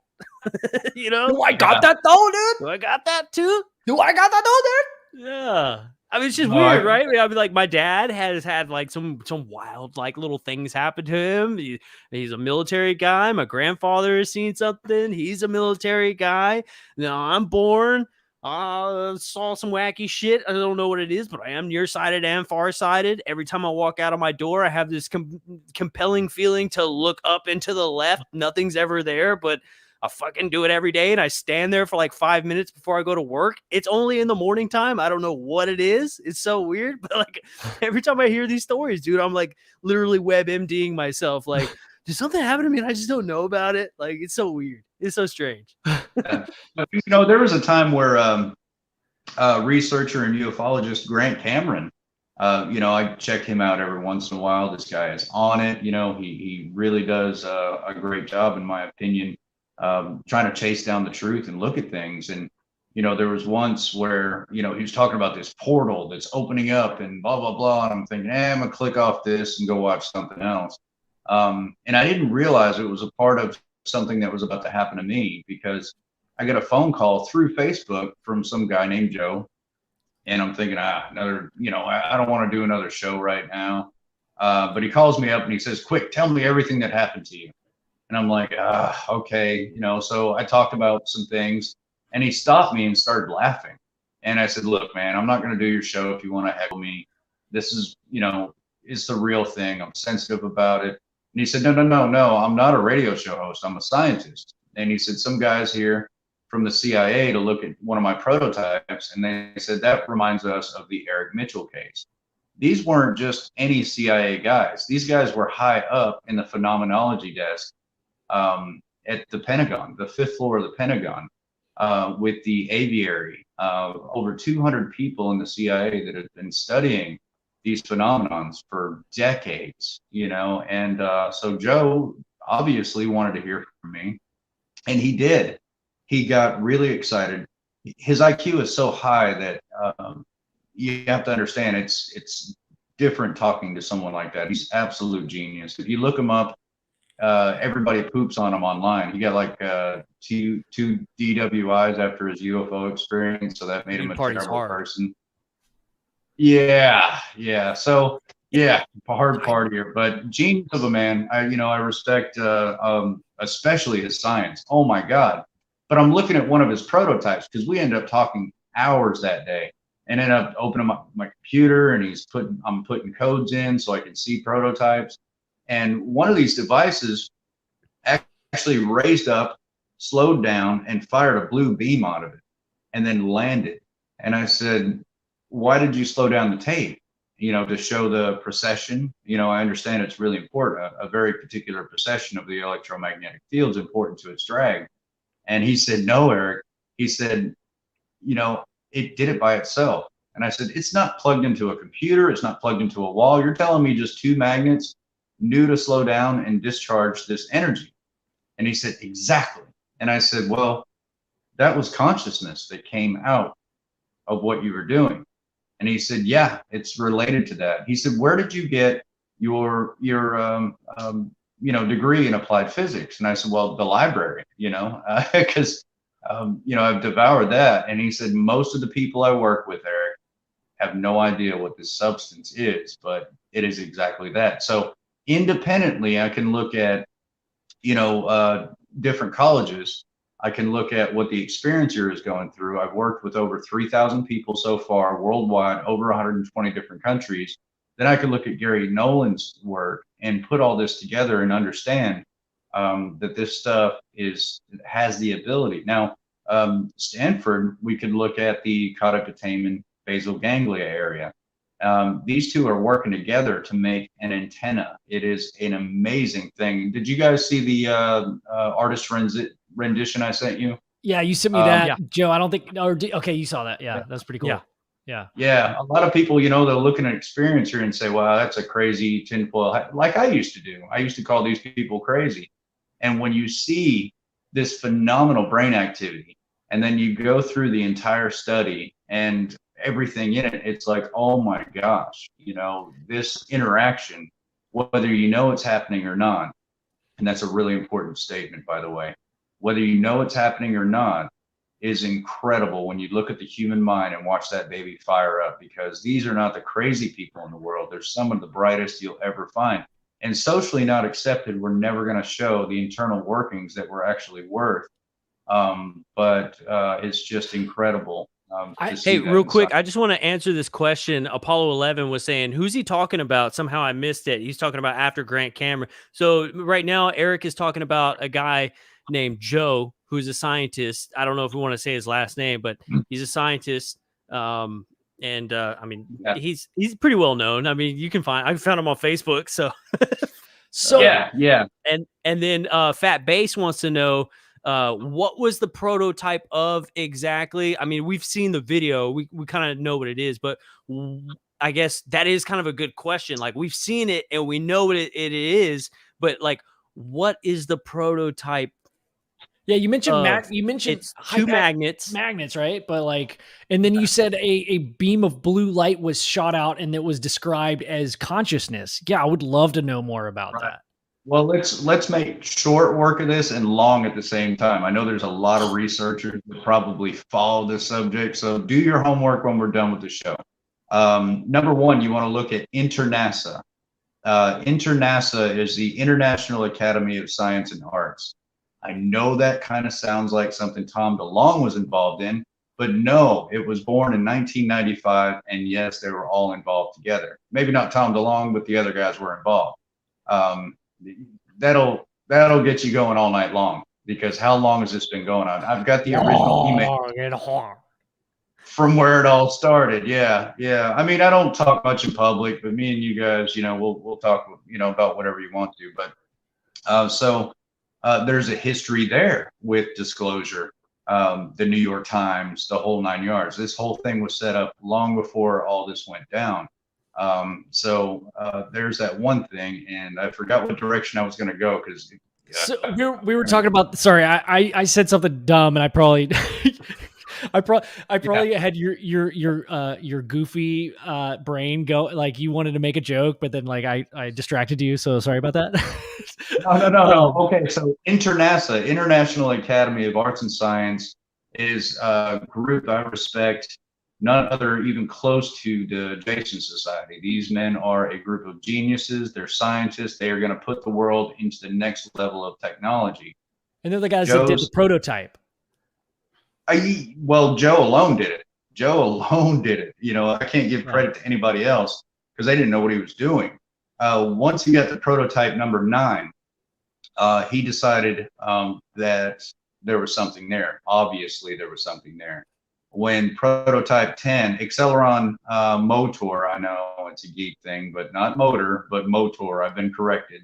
Acceleron 9 Motor actually showed the right precession. Now I'm giving away secrets. But once it showed the right precession to eliminate the electromagnetic drag, it sped up 10 times every rotation. Can you imagine that kind of? Are we talking about like a free energy like device that is able to orbit without any input or output? Is like some kind of I know I don't want you to give away too much. I mean, I don't know what NDAs you're on, but no, we're talking more like energy source that can get us to the moon in 2 minutes, Mars in 5. Estimated to have the same type of turbulence as a high school bus. That's what we're talking about. Motherfuckers are bumpy, dude. You ever rode a high school bus in the back? No, wait, no, you're in Texas, man. I'm talking more like Beverly Hills. Okay. So it's pretty smooth. All right. You know firsthand that the roads in Texas and so I mean at least our small towns, especially where we live, dude, we have craters in our roads like the size of the moon. Yeah. I think I have a flat spot on my head, you know, not so you can set your beer, but from the hitting the roof of the damn car, man. I'll tell you what. Anyway, Eric, so this after the Acceleron 9 motor proved, it went completely black. CIA oversight, all that stuff. But Grant Cameron actually turned out to be right. Because one of the prototypes was spinning in such a way and it created this blue type sphere in front of everyone. And it almost looked like you can stick your hand through it. And that's why Grant Cameron was talking about a portal. He was really excited about it. That was one of these prototypes, but he wasn't able to converse with Joe personally or anything like that. You know, these DOD guys and all that stuff, they have very little interest in, ufology and the entertainment. They want to know the truth about, what's going on. But it sounds kind of like, sorry, dude. It sounds kind of like the movie Contact, where they build that big sphere and then they drop the ball in the middle of it, and it's those rotating magnets that are like creating this like thing. Yeah. Well, no, these movies don't pull this out of their imagination. They pull it out of consultants that really want to get information out. But here's the thing, Ben, Joe, Eric, we all build a garage together and then we create a UFO. CIA finds out, they show up, they're like, we have oversight on you and we'll put you in prison or have you killed immediately. So it's done for us. It's over. Eisenhower's farewell address talked about the science and tinkering in our garage being overseen by the military industrial complex. If you go back and watch his final farewell address. But I do have to add, you can look up INTERNASA as far as they've went on YouTube, and you can see the prototypes up to Acceleron Motor 9, and then it went black. It went absolutely black. And even the conversations in there, you can see Joe saying, this thing can lift 22 pounds. Beforehand, it was lifting over 200 pounds with one tiny motor. Now the motor, so some, you got to know to look for these things. And I've been on that road, so I know what it's like. So, okay. I kind of want to switch gears here, guys, because Eric, I don't know how much you can say and how much you can describe, but I kind of want to go in through this, Eric. We're friends on TikTok, right? Like, I'm on TikTok a lot. And Gay. wait, you can't say that. But dude, I sent you this video. I don't know if you saw it, but I don't know. It was like two totally separate ideas. And then I feel like I made some sort of a connection. And this goes back to your experience with the sound. Well, it's not your experience. It's a thing you can do. We recorded it for the documentary. You can make a noise, a vibration with your, like, in your head, bro. Like, we got it, like, on camera, and like recorded it with professional microphones. We can't explain how you're making that vibration, but there's more to this real quick. Sorry, someday I'll make a believer out of you. Honestly, I think I'm more of a believer than I was even before we captured it. I was kind of skeptical, dude. I mean, I love you and I trust you, and I was just like, let's just see what happens. And dude, after catching it on film and recording it, like, saying I can make a noise in my brain is like saying I can fart sprinkles. Fucking, I gotta see that. You gotta see it. You gotta see it. I mean, there's no way to explain it. It's kind of like somebody trying to explain what getting a tattoo is like. It's like, I can tell you about it, but you're never gonna know unless you experience it yourself. And sitting in the room that I'm sitting in right now, it happened. Yeah. And we were like, okay, well, I don't want to go too far into that, but guys, anyway, so moving on, I watched this video and then I made this connection, and this dude was talking about, I wish I knew the guy's name. I would give him a shout out, but it was a guy on TikTok. He was talking about this book that's talking about Kundalini chakra energy, and that your pineal gland, right? The Egyptians made like the Eye of Ra, apparently, like after that, and it was like this. Everybody that knows about the pineal gland, it's a big deal. It's like the center of consciousness, right? And there's all kinds of conspiracy theories out there that like fluoride calcifies your pineal gland and all that. I don't know the science. I'm just a doctor scientist. But you gotta keep that clean, man. You gotta keep that area of your brain absolutely clean. Let's go ahead and look at the pyramid in your mind's eye for a second. You're gonna see, all the stuff at the bottom, and then you're gonna see these lines going up to the king and queen's chamber. The same way the brain works. If you look at the Eye of Horus, it is the representation of the center of the mind. And what you want to follow is the queen's chamber all the way up to the cauda basal ganglia, where the energy actually shoots out. And, that's a great representation of what they knew back then.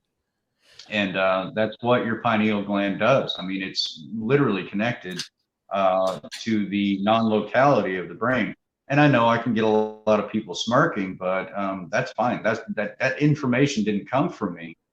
That came from the most prestigious universities in America, and it will come from more once they're willing to look. So, people can poke and stuff like that at me, but if I'm smirking, it's because I'm getting chills, dude. Because it's like, shit. That's a theory you don't hear on the pyramids. Love that. I love it. Yeah, it's not. It's literally not. But if you can think about that long enough, it'll blow your mind. But in these studies, you can find, random psychic ability, always empathy, always empathy, and the most important part is decision making, where you can put someone under an MRI and you can give them a decision, and you'll see the left brain doing this and the right brain doing that, and pros and cons, and yada yada yada, and then they come up with the answer. Now you take the experiencer with the antenna and ask them a question, make this decision. In the right brain, the left brain doesn't do anything. The antenna fires up, and then they tell you the answer. There is no neurological evidence that anything happens except it came from somewhere else. And that is just incredible. That is non-locality of consciousness. That is also precognition. So I woke up this morning. I had a dream last night, and I wouldn't dare ask this person to speak for me in any way, but it's just a common part of the experiencer's life. Not just Eric Mitchell, but these experiencers are sharing beds with people. They can't tell what they go through. But I had a dream about someone I care about very much. I woke up, I picked up the phone, I said, "You got to have surgery now." Okay, that was this morning. Okay, and I told the person where the surgery needed to be done, how urgent it was.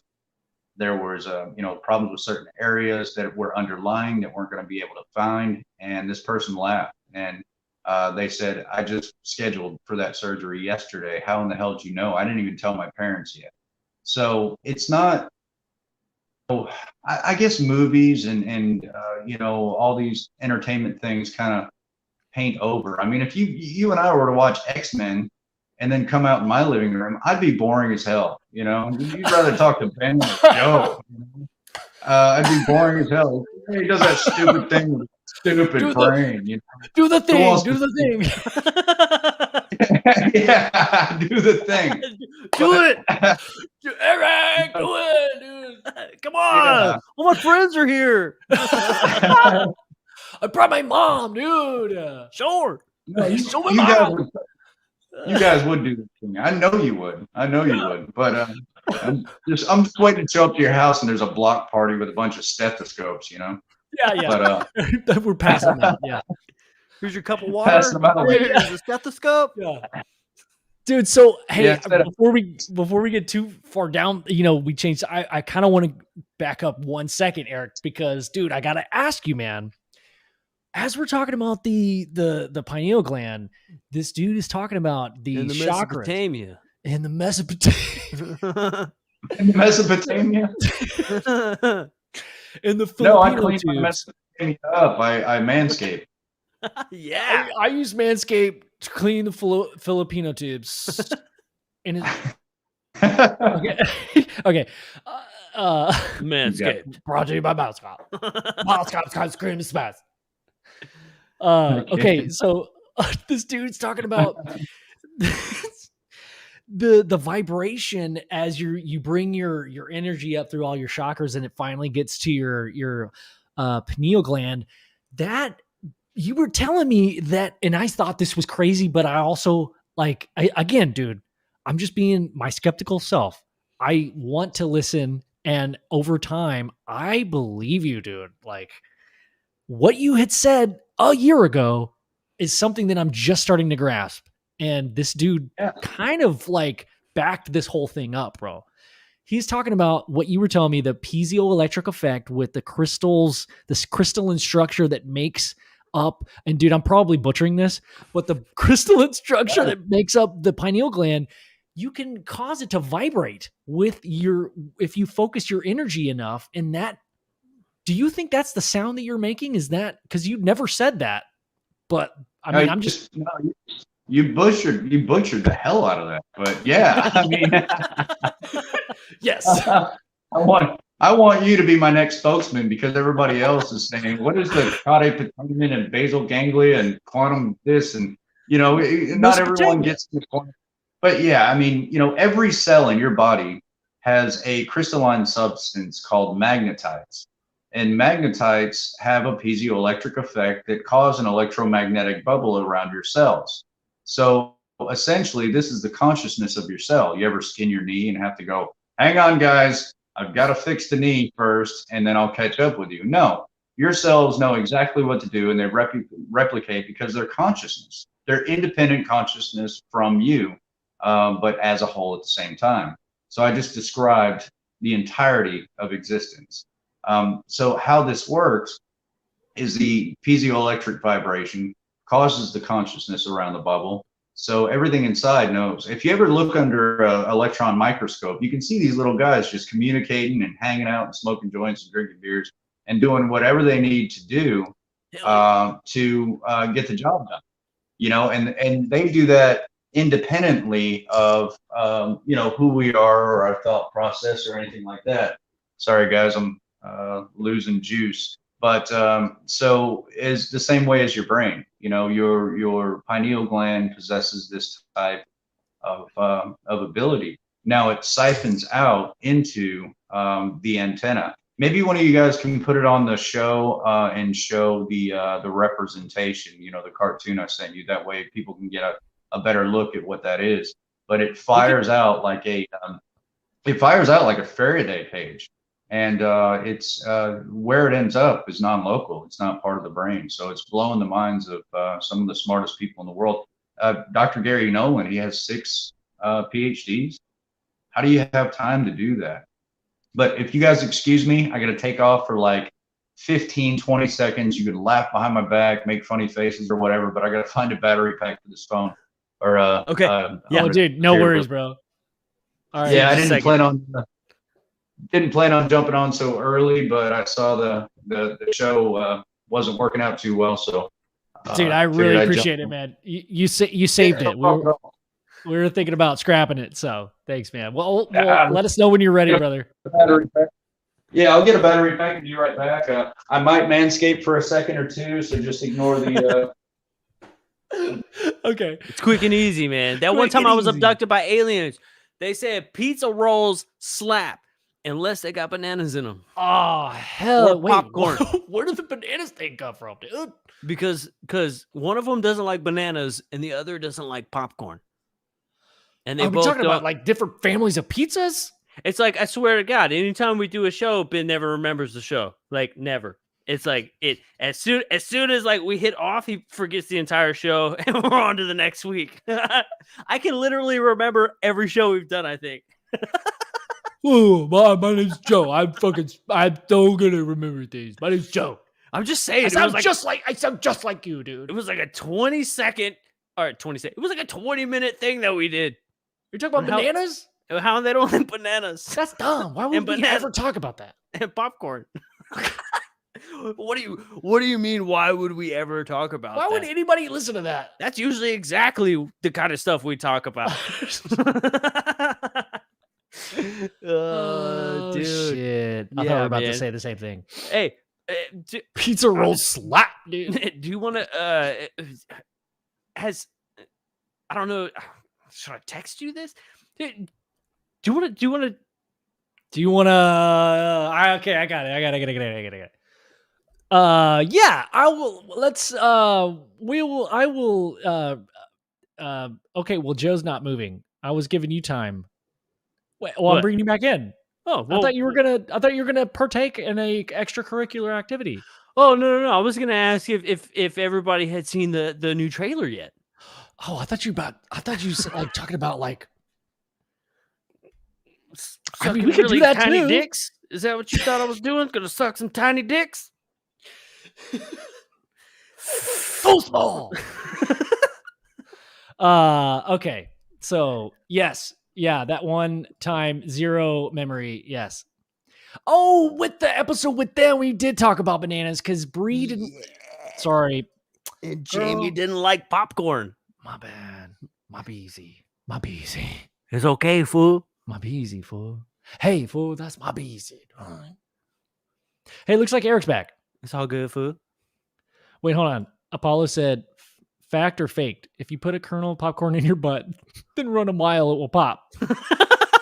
Fact. It's got to be fact, right? Sounds like that a question. Much friction, dude. Sounds like a question for friction. I don't know. Wait, what does Big Willie say? What was STD's loop? What does that mean? What's he talking about? Okay. Oh man, guitar slanger. What's up, buddy? Tim F. Hail Tim F. We see you in there, dude. What's up, man? He's got to take off. We'll be hearing from you soon. All right. Yes. Also, wait, who's Mr.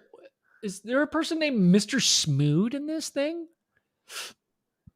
What is this? Mr. Smood. I need to find this person. I love that name. I haven't seen it, Mr. Smood. Hey, my name's Mr. Smood. If you had a substitute teacher called Mr. Smood, dude, I would. Hello, my name is Mr. Smood. Hey guys, my name is Mr. Smood. Love that. Me too. So smooth. Okay, Eric's back. Yeah. Thanks for hanging out with us, you guys. I will try to do my Joe. You might need to be in control of showing people's chats because I can't pay attention to two things at once. I can't. I have no control over on this end. Okay. Only you have all the control, dude. Usually when I'm in studio with you, I control them a little. It's too much. I don't deserve this much power. I don't want it. You know what, dude? You're a regular George Washington, bro. Got all the power and you don't want it. I mean, I'll take it. Sure. He was like, man, I don't even want to be president. I don't even want this, dude. Take the wig, man. You know that George Washington, that was his actual hair? Was it? Hey, pimping ain't easy, man. Dude! Yeah. And you know that. That's what that song is about. It's about George Washington's hair, because pimping ain't easy. It's not, dude. Try to get them curls every goddamn day. Try to is Eric here or not?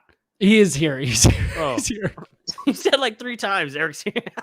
Well, we were doing a thing. We were doing a thing with the stuff and the things. Oh, you know, that one comment just blew my mind because, you know, I often wonder things like, why are they called apartments when they're all so close together? Or are vegetarians allowed to eat animal crackers, you know, and bring up corn and butts. You know, this is a problem. You know, if you don't eat corn for 3 weeks, go to the bathroom. There's a piece of corn in there. Messes up your whole morning. Like, yeah, there's a mystery. And now we're going to do an external popcorn thing? Really? I can't handle these. I can't. I just can't. How am I going to sleep after that? I have to figure that out. Eric, you said, how am I supposed to live through my day with that mystery?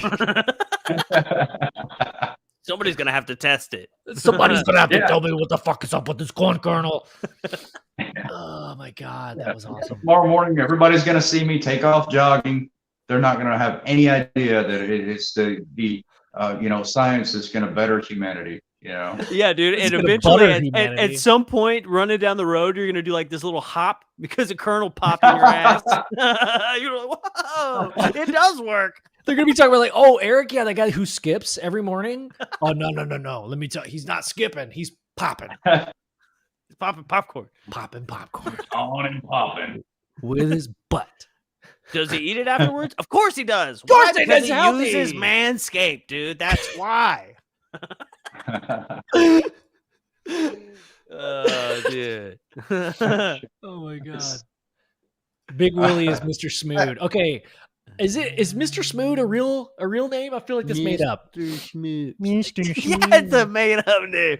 Somebody's got that name, but yes, also it is a made up name. Mr. Smood. It sounds like a Muppets character, you know, Mr. Smood. Oh yeah. Where did we leave off, dude? Jokes. That was awesome. Bad. Oh shit. Dude, okay, I know where we left off. There's a spider on my desk. All right. So Eric, we're talking about this vibration, man, that happens in the pineal gland. And maybe do you think that's what's happening with that vibration you're able to make with your head, or do you think it's something else? Like, I know we can't say 100%, but like, does that make it, I guess, more palatable to know that there's like other things that kind of collide with that same idea that lead? Like, I feel like I'm like connecting like Charlie Day connecting dots, man. Like, what do you think about that? There's about 3,000 dots to connect, you know, going back 3 to 5 to 10,000 years, you know, when it comes to all this stuff. India is way ahead, not to mention that they don't live in a social stigma that would push their minds away from understanding these things, which is why quantum mechanics and quantum entanglement is #1 in India. These guys have us just blown the frig away. I mean, they're doing a great job. These are the people that are going to have time travel long before we do because they understand these things. But yeah, I mean, you know, if you put an average person in an EEG, you're going to get 7.38 hertz all the time, every day, no problem. You know, I've got close friends of mine. They, you know, they're in the business. They do EEGs all the time. And you put a quintessential experiencer in an EEG, you're going to have 30 hertz almost every time. Sometimes 50, sometimes even 100.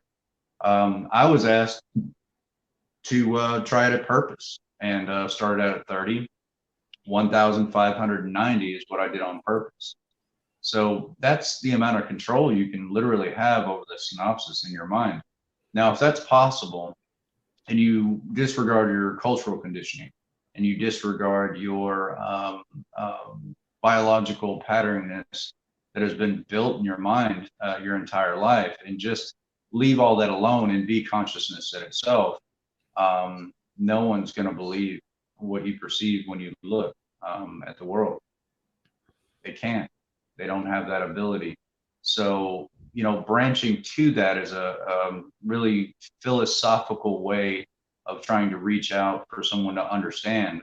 But there's no way unless you actually are able to reach that concept. And then how do you go to the grocery store? How do you go to the gas station? How do you build relationships? How do you get close to people after you have that incredible separation from everything else? First and foremost, you learn to kind of subside and live alongside that idea that you're separate but innerly connected to everything else that there is as you go on. But you're surrounded by people that are indoctrinated by a system that wants to control them in the first place.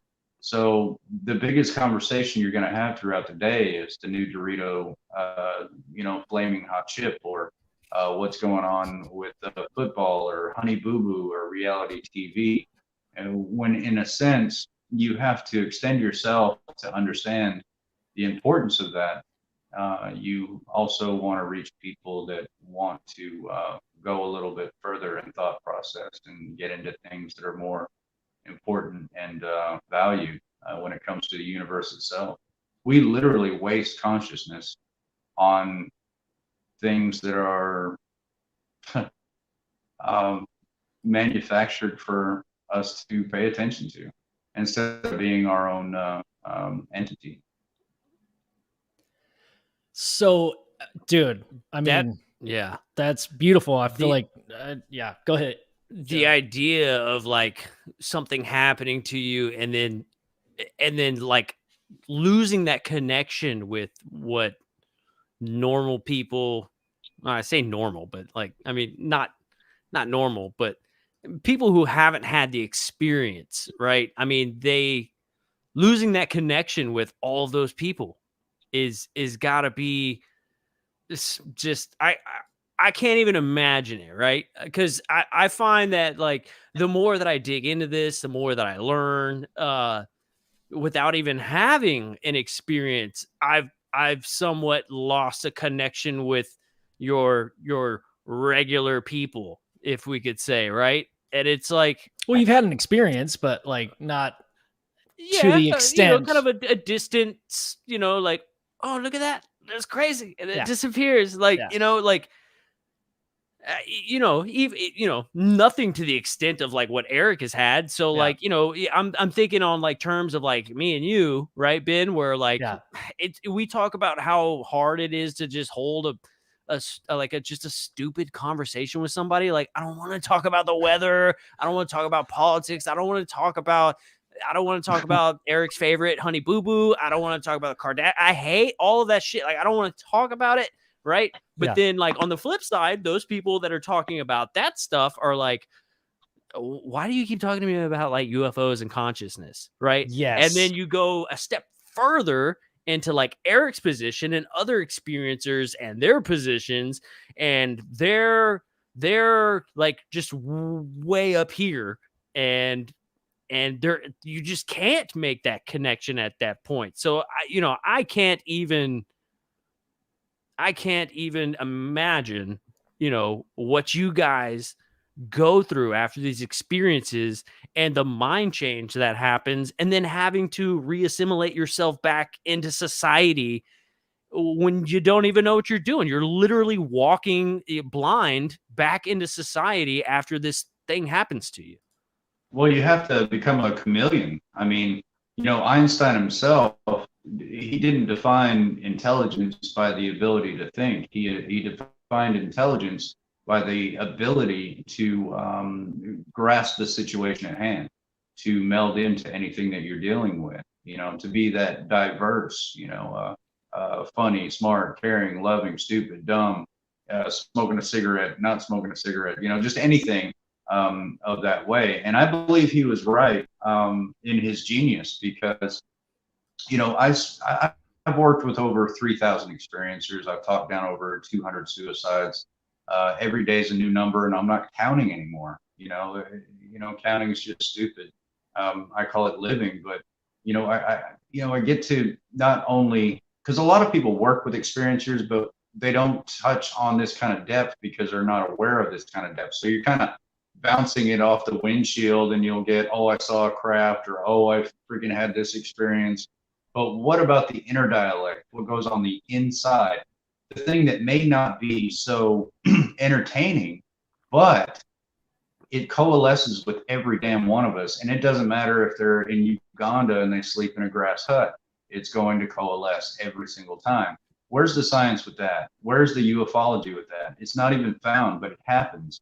And I've done my work long enough and gotten enough phone calls to know that if I go into a busy grocery store right now, and I'm telling this to the audience and everyone, you walk into a busy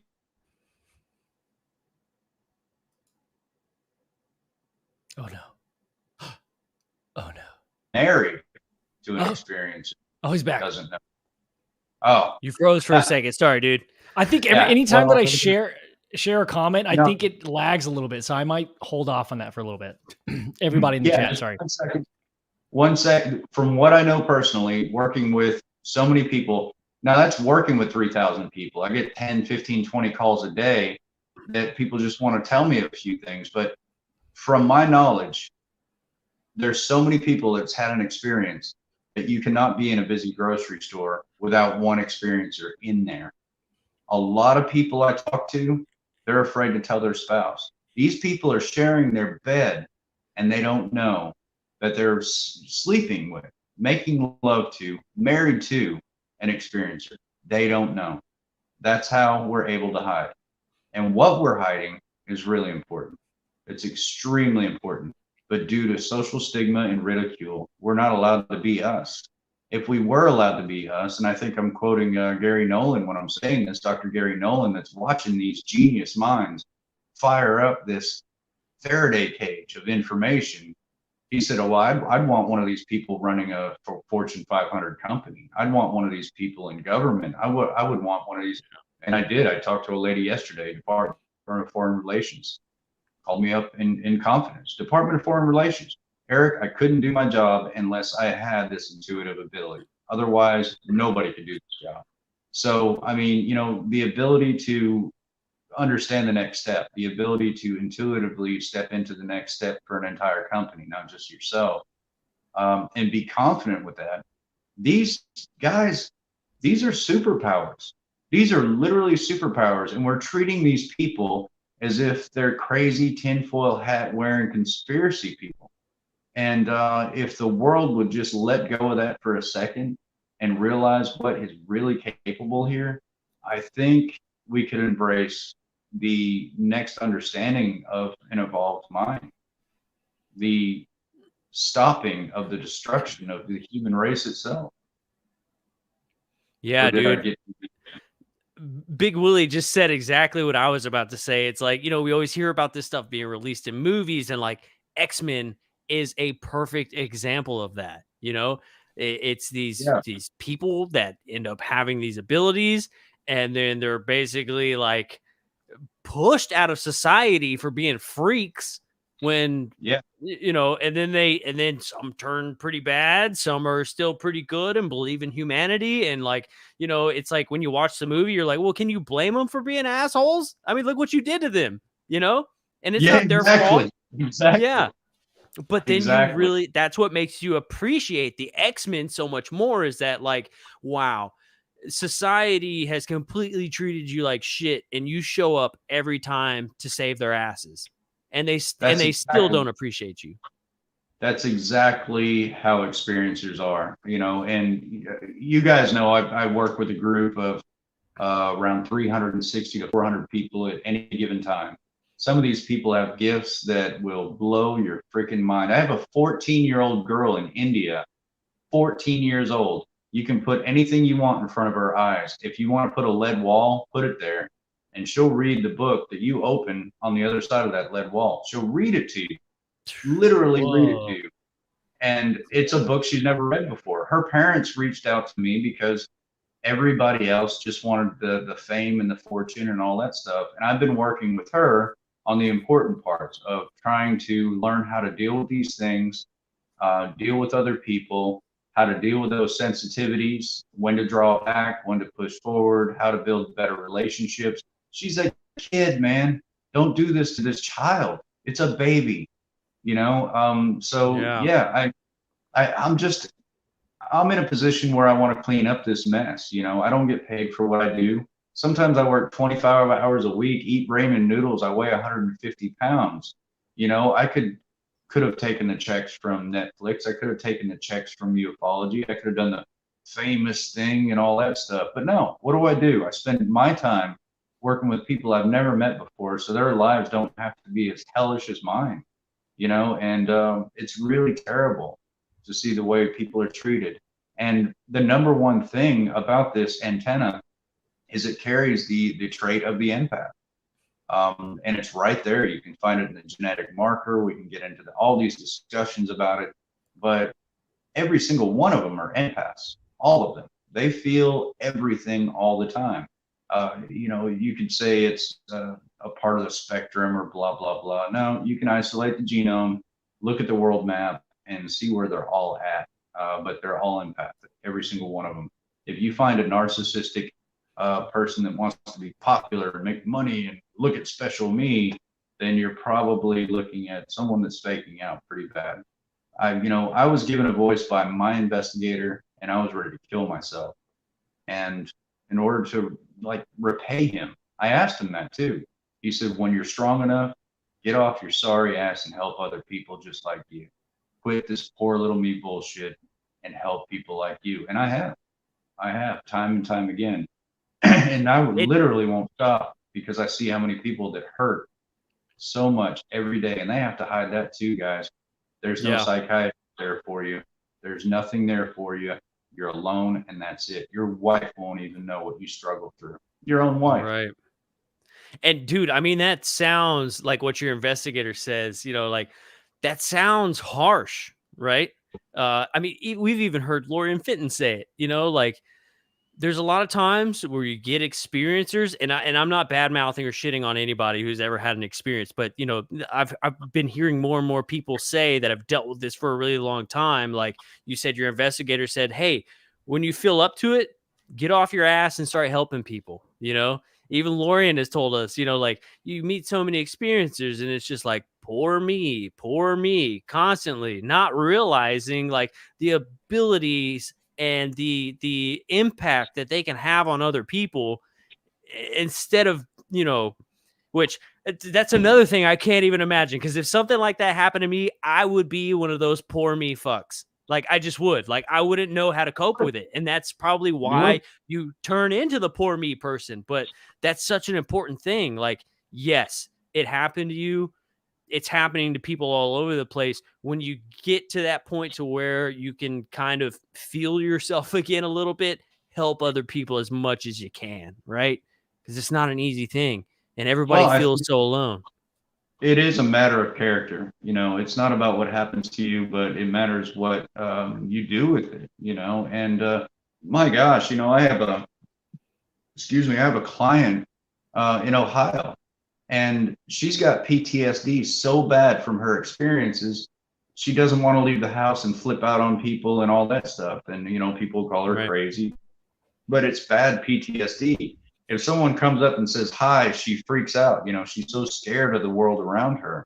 So what forced her to make a living is race horses. And what she does is she looks at the horses. She doesn't look at the program. Numbers messes her head up. I don't want to deal with numbers.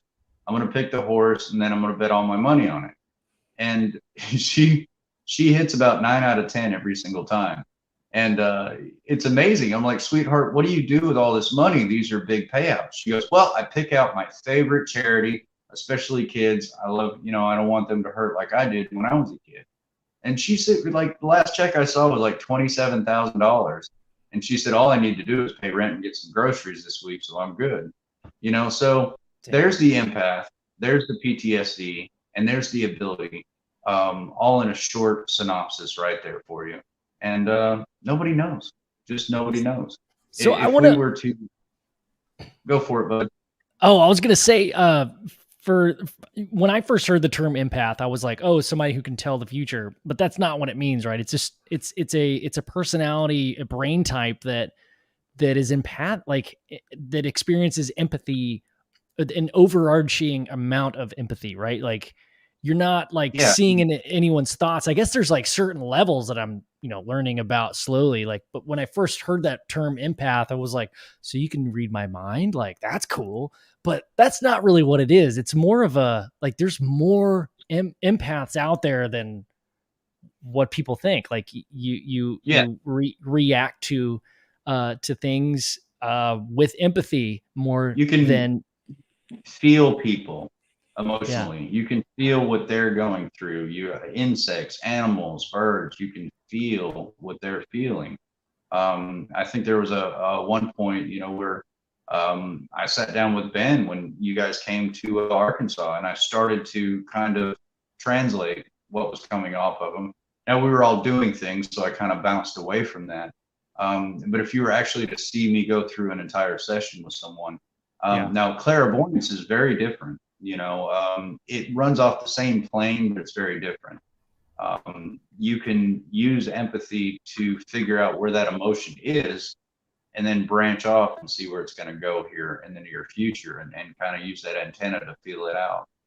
Dude, but that moment that you're talking about.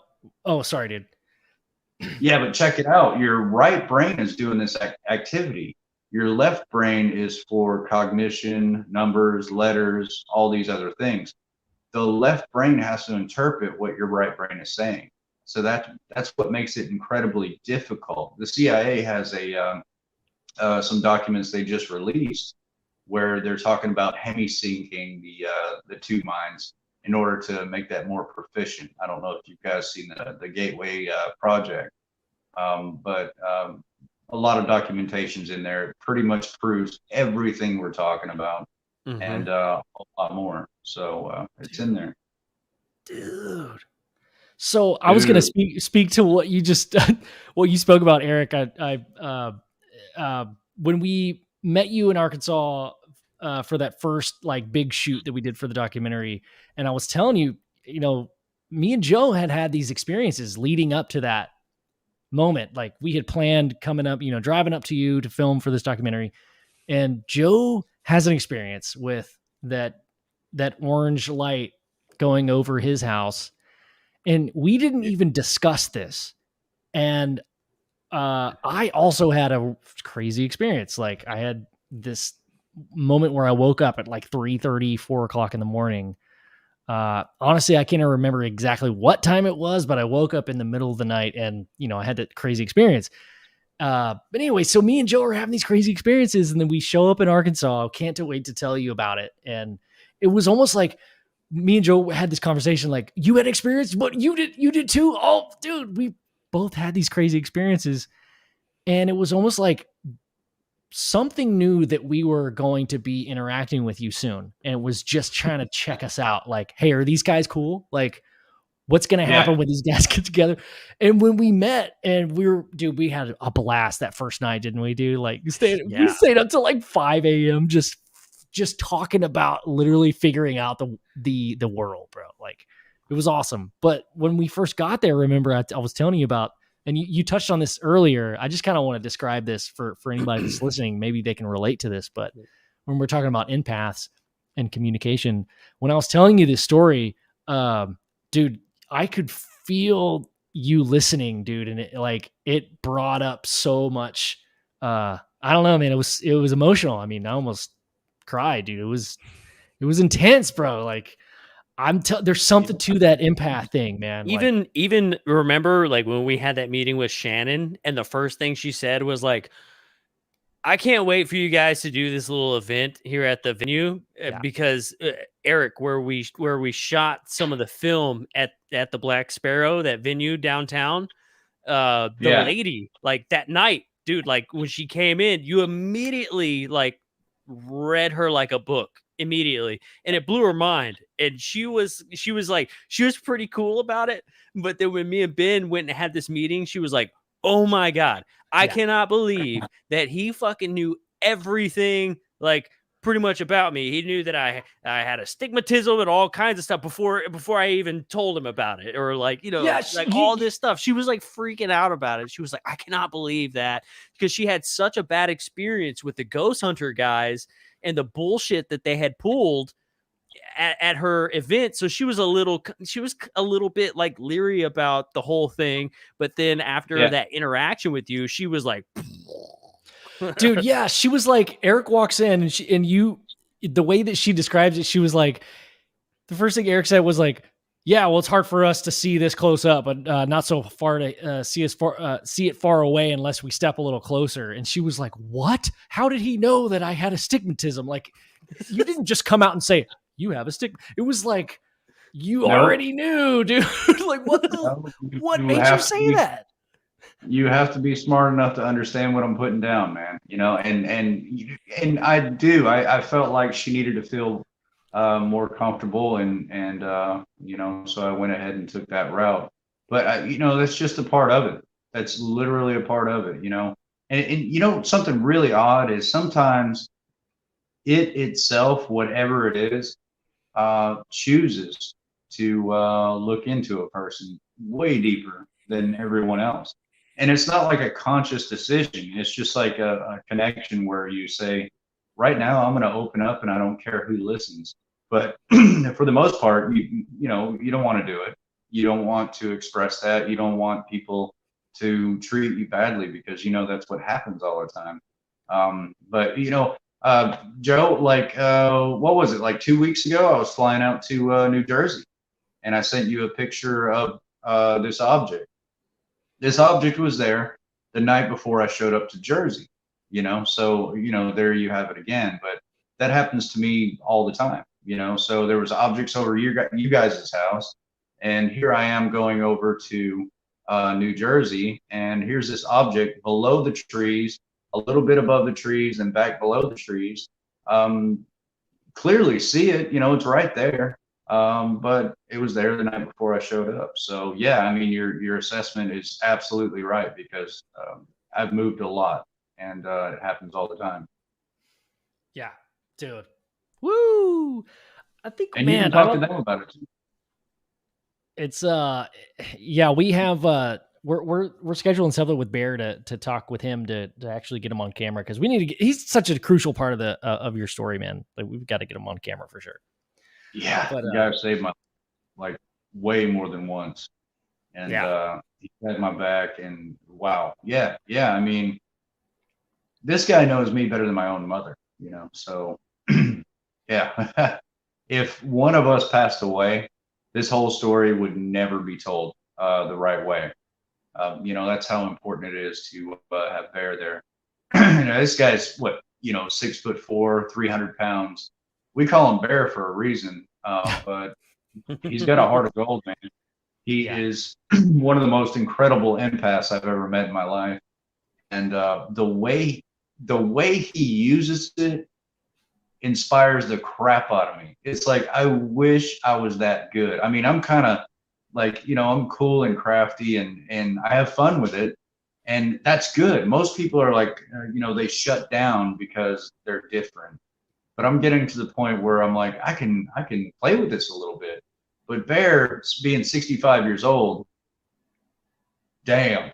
I mean, he does stuff, and then I find out later, and I'm like, you son of a, because start to unravel and find out all the wisdom that he was just messing with me with. And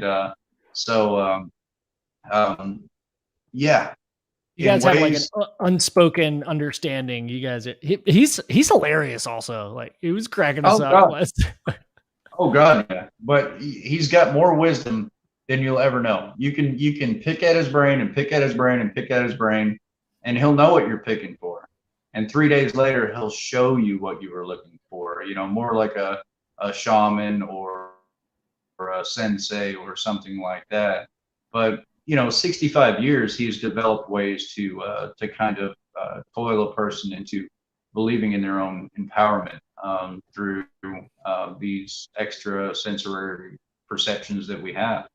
And Yeah. so I lived with him. I lived with a guy for a whole year, and wow, Dude, that it was that so was something. crazy because when we were talking to Bear, man, like we would be asking questions and you could see it on his face, and he wouldn't immediately tell you the answer, but he would say stuff like, I think you're onto something, or like, he would be like, Yeah, I don't know if you're ready for that answer yet. Like it was just very like incremental with him.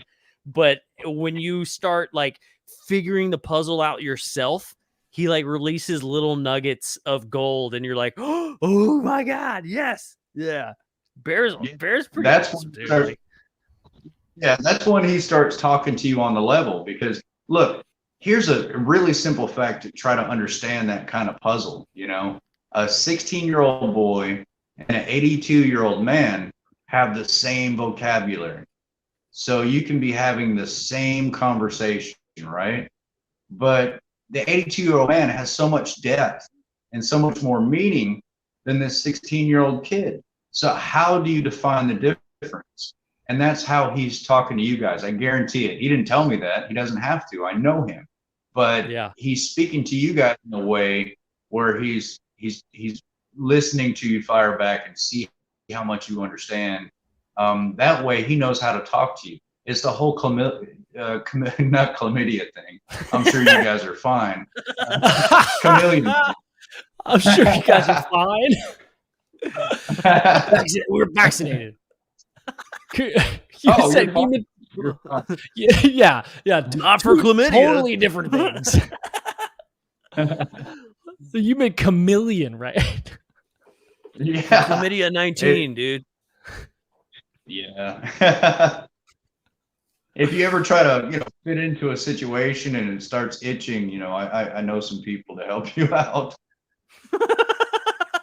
I'm going to Bear's house. I'm gonna see what he can do. Oh God, dude. So okay. I mean, man.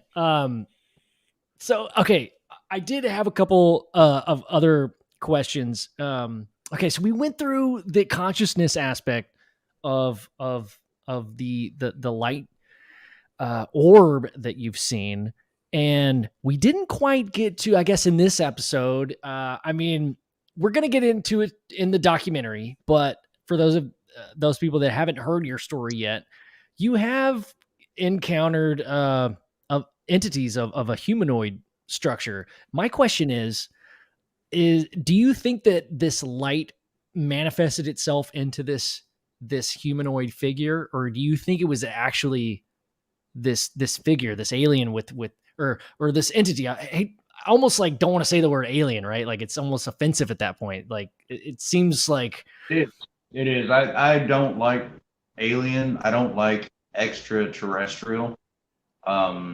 Maybe that's a good reference point for people to begin to understand, as they go through a journey into maybe walking in and trying to understand what this is. Maybe it's a good reference point, but don't stay there too long. Because it's, I truly believe it's much more profound than that. And it goes a lot deeper. I wish it was that black and white situation that television kind of lays out for us, the great invasion and this and that, blah, blah, blah, whatever is instilled into your mind, just like you have to buy Coca-Cola when you grow up. But it's much more profound than that. But yeah, I look on the record, 100%. Put me under a lie detector test, regression, whatever you need to do. I don't care. I don't care. I don't care. I've seen these things. I hate the fact that it sounds the way it sounds, but I've looked at these damn things and I know they're real. Beings, people, creatures, pick the word. I don't care. I'm not going to profess I know where they're from. I'm not going to profess that I know who or what they are. I don't know their names. I don't know anything like that. But I guarantee you, I've seen them straight the hell out. And it bothers me. I don't want that part to be a part of what happened, a part of telling the truth. Maybe I'm more credible if I leave that part out.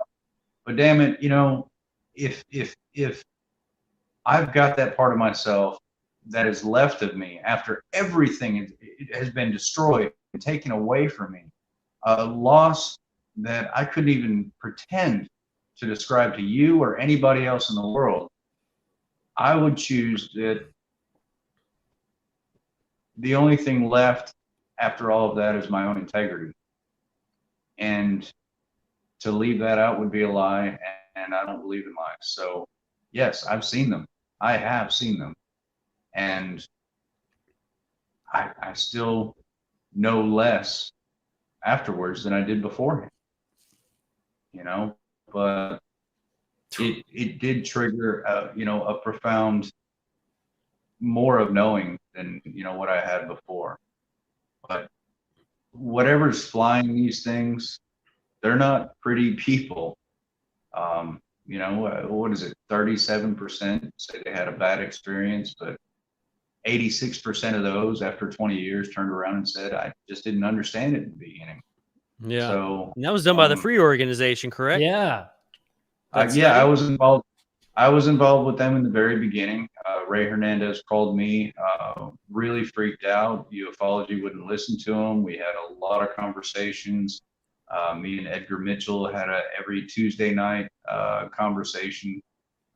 That we talk more about philosophy than UFOs because he had profound experiences leaving Earth. So he had problems connecting to the gas station attendant and grocery attendant and even his own wife, because that separated him completely, just like an experiencer would. So he and I kind of found that common ground, and he would always ask if I had my scotch, and I would say yes, but it was always a cheap beer or something. I couldn't afford scotch. I'm not a damn astronaut. I can't afford scotch. I'm not a damn astronaut, dude. I've still got 2 still reserves that belong to you in my fridge. All right, Believe it or not. I'll be right there. Yeah. I have to FedEx them to you, dude. Yeah, that's my scotch, man. Leave it alone. It's a budget. But that strong Texas Steel Reserve. Hell yeah, brother. I'll tell you what. Yeah, but I told the Free organization the same thing I tell every organization, that I will consult. I will help out, but I'm not a part of any organization. Reason being is there is a social derivative, a sphere around organizations that literally tear them apart from the inside out. You can visualize like a sandbox and everybody pulling each other's hair. They all want to get to the understanding of this and that, but power hungry takes control. Who's lying takes control. All these things take control, and before you know it, nobody's getting the help that they need, and all these other people are fighting amongst you. So if you ever hear like Ray Hernandez say the Free organization, he doesn't say that. He said the remaining members of the Free organization. It's because him and I had that conversation in the very beginning, and it stuck with him. He always says the remaining members of the Free organization. Isn't it funny that he says that? So now that when you hear that, you can think of me, and I coached him and helped him. But what he is, I didn't help create none of that. I'm just saying that we helped influence each other, and big things happen. Just like Harvard. All of a sudden, like a year and a half, me and you guys are talking about Harvard.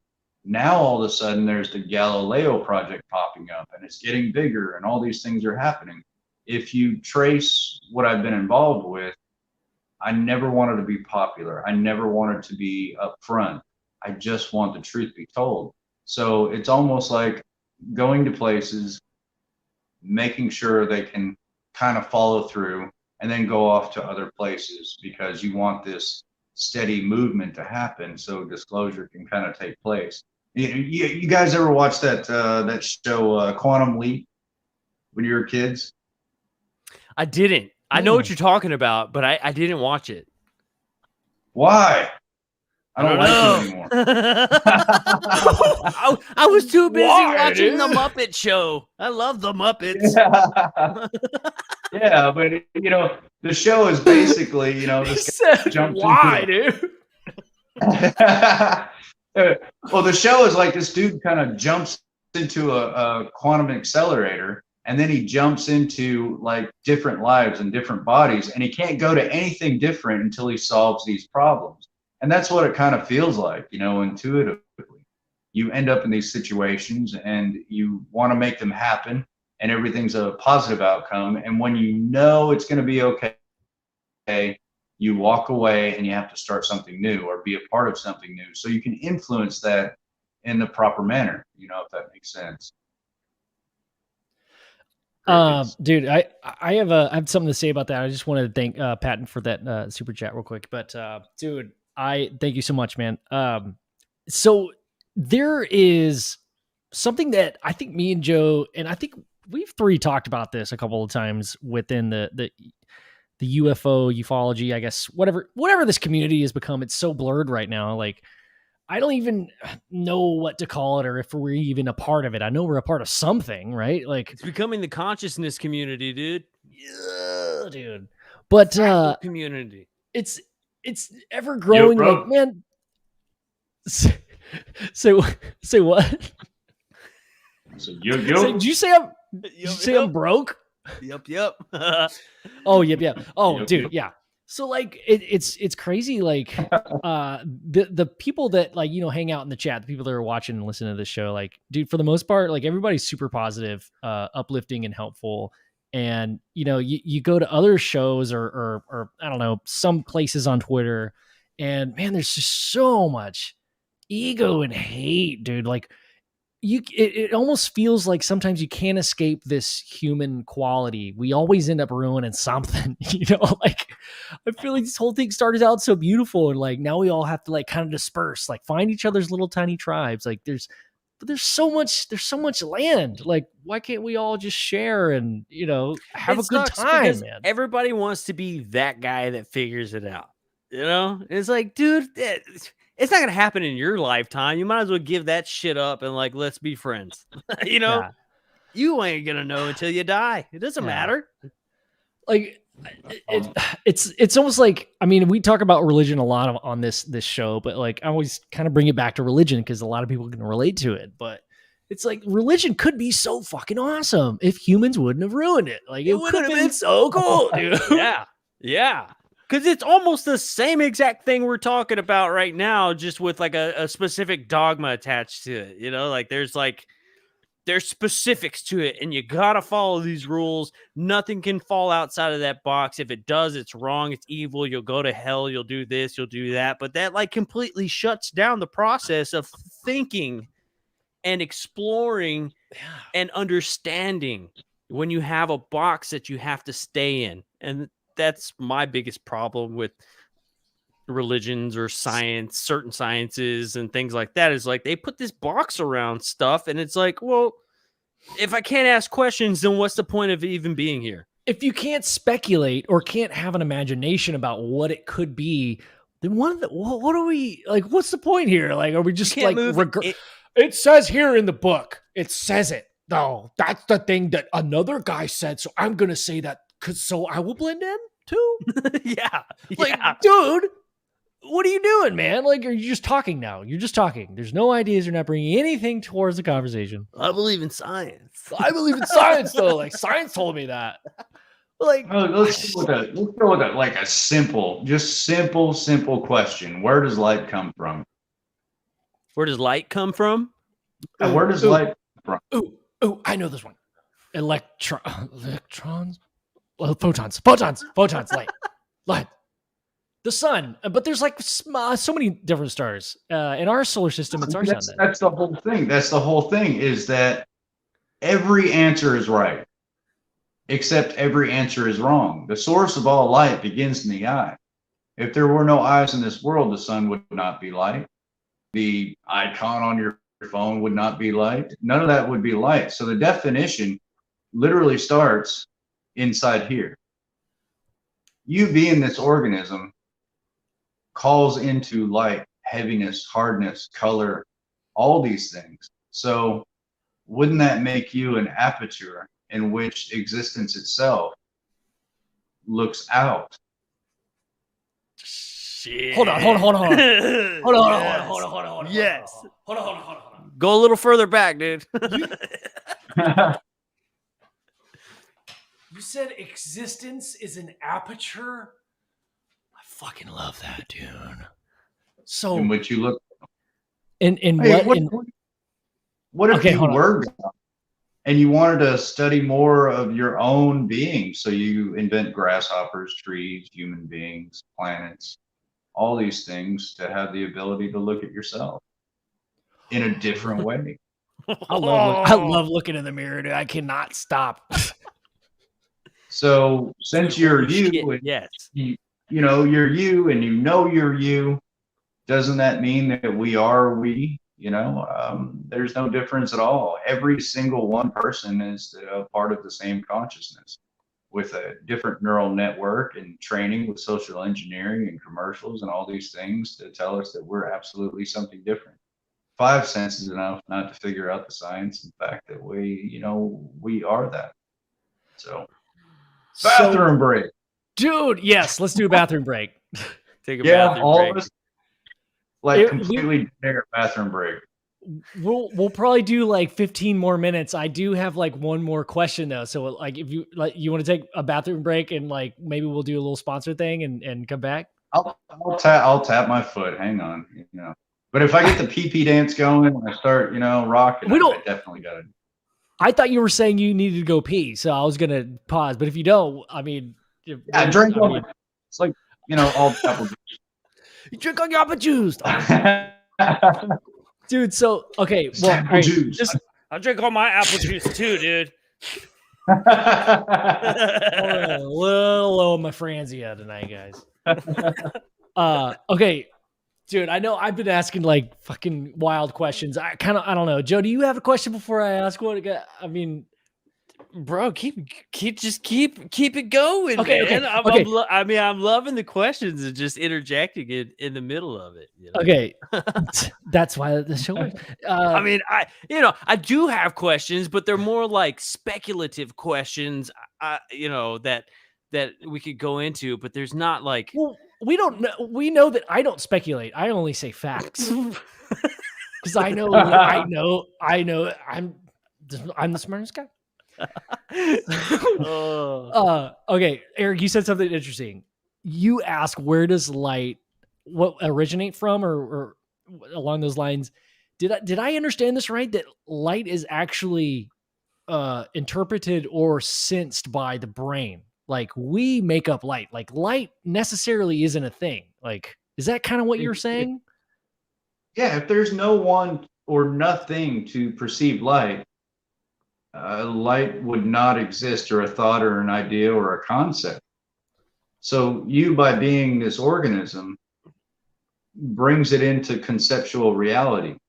So when the experiencer has an experience, the only rational thought would be to look at their external process and not their external entertainment process. This is what we've been doing wrong for 77 years, probably a lot longer. But that's what you have to look at. Okay, I know you have pictures. Okay, I know you have videos. That's great. That's fine. We can look at them another time. But let's talk about how you feel right now. What's going on inside of you? Because that is the quintessential reality itself when it comes to experience. Yeah, I totally agree with that. Is that, and that seems to be the issue. Keep going. Go pee, and I'll remember the question. Go pee real quick. All right. And Yeah. I'll remember it. Go for Oh, well, it. you said you didn't have. Okay, now I feel bad. Go pee, Eric. Dang it. I'm totally gonna forget the question. By the way. Yeah. Yeah. 509, dude. Hey, I love 509, bro. I apologize if I came across as if I was like bashing religion, because it did sound like that. I respect all religions, dude. Like my family's, parts of my family are like super religious, and man, I respect it. I'm really not trying to like bash it. So I apologize if it came across that way. I think if it works, I really can't really speak on it, but in my own experience, man, like it can be definitely beautiful. Like we've talked about on this podcast a lot. Like, dude, when you're in dire need of like help, like I'll ask God, bro. Like I'll say it in my head. Like, so there's something to that. And I will never say that religion is total bullshit, dude, because there is definitely, and it's powerful, dude. And I'm not, I always ask the flying spaghetti monster. And Dave, it's because my hair's down today and I'm wearing a bandana, so I don't have like the contrast between up here and down here. It's all just kind of running together. I also haven't taken a shower today, so. Hey, you know what, dude? I never noticed that. It is the contrast that makes it pop, bro, because now you bring those luscious, beautiful locks up in front, dude. Yeah. I'm seeing my future, my past, and my present all in your hair, dude. It's because I have a big forehead, and so it makes the beard look shorter. But when I have a bandana on, the forehead shrinks and the beard looks longer. Yeah. Dude, it's science. And everybody knows that science rules. Science does rule. It does. Hey, I know a lot of you guys smoke weed out there, but sometimes you can't always smoke weed. So in the meantime, go check out our homegirls over at Redeemer Small Batch. And if you go buy something, put in the code UFO15, and you get like a sweet little discount over there. And I gotta say, those damn CBD smoothies are friggin' amazing. I had one the other day, and it was pretty great. It also really helped with the hangover that I had like 2 weeks ago at the lake. And wait, you were having a hangover from 2 weeks ago? From 2 weeks ago, I had a hangover. Yeah. You need to drink more water, dude. Redeemer Small Batch, baby. Go check them out. Those are our homies, man. And dude, that's friggin' awesome. I mean, the dude, I used to not even believe in CBD. I used to think that like this is just some fake weed, and I don't like it. But holy shit, the first time I ever had high quality premium CBD was from our homies over at Redeemer Small Batch, and we actually have an episode with Bailey, the girl who runs it. Yeah. Her family's from Colorado. It's all grown deliciously. And fuck, dude, it's just so amazing. UFO Garage 15. Go check them out. Pretty amazing stuff. Hell yeah. Also, shave your balls. Done. Yes. Manscaped. UFO Garage, 20% off plus free shipping. Eric, welcome back, brother. Dude. How's your blatar? Hey. Oh, much better. way much better. Dude, I do not. Every great once in a while I'll take a puff or two, but my God, do not listen to what comes out of my mouth if I'm under controlled substance of marijuana. Oh, dude. Yeah. I love you, Mary Jane. Dude, Eric, I wanted to ask you really quick, dude. I don't know if you heard the beginning of the show and talking about what I saw out in Sedona. But have you ever seen one of these low visibility things? Yeah, translucent, bigger than satellites. Sometimes a blue hue. That's fucking exactly what it looked like. What? Yeah, definitely. I had never seen one. I had never even thought to look for one or see one. And dude, the other day when we were out in Sedona, I saw one did a fucking angled turn. It was wild. It was pretty interesting. Nobody else thought it was cool. Was it more translucent toward the center and more lucent on the outsides?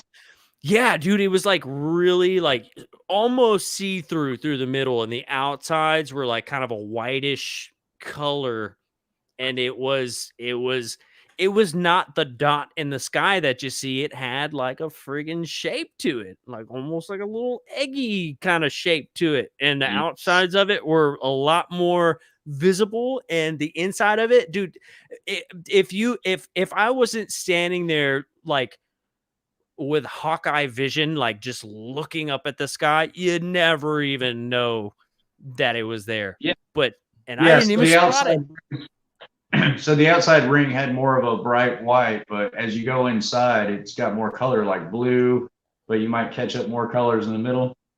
Yeah. Yeah. Yeah. Yeah. See, you didn't describe it as good as me, damn it. But I yeah. didn't. you described it way better. Do better, Joe. Oh, do a better job. Yeah. I know what you're talking about, but when they get closer, it's more of a solid look. But if you think of the I can't think of the name of it, but the toroidal energy system that would work around a high electromagnetic field would make the center at a distance, not up close, but the center at a distance look more elusive than the outside, because the denser energy is going to naturally be around the outside source, but the center is going to have more color because the spectrum of the electromagnetic field is going to change colors on you. And those particular spectrums have different jobs, and they do different things, and they make different colors through frequency and all that. So it's really fascinating. Dude, yeah. That's pretty cool. It's cool. It's kind of cool to have an explanation for it. This might sound off topic, but did you guys see there was an article, I think I posted it to the UFO Garage podcast group, but it was this time lapse that's been taken over like the past 10 years of this supernova that happened like 30 million years ago. And you speed it up and it's like, and it looks really fucking cool. But like, it happened 30 million years ago. The light just reached us because the star was like 30 million light years away. It's already gone. It's been gone, dude. It's say goodbye. Bye, Felicia. Bye. Shit. Bye. Eric, let me ask you something, dude. Man, I've been hearing this from like just people. What are your thoughts on this, dude? Is space fake? I know it's a stupid question. Is it the firmament?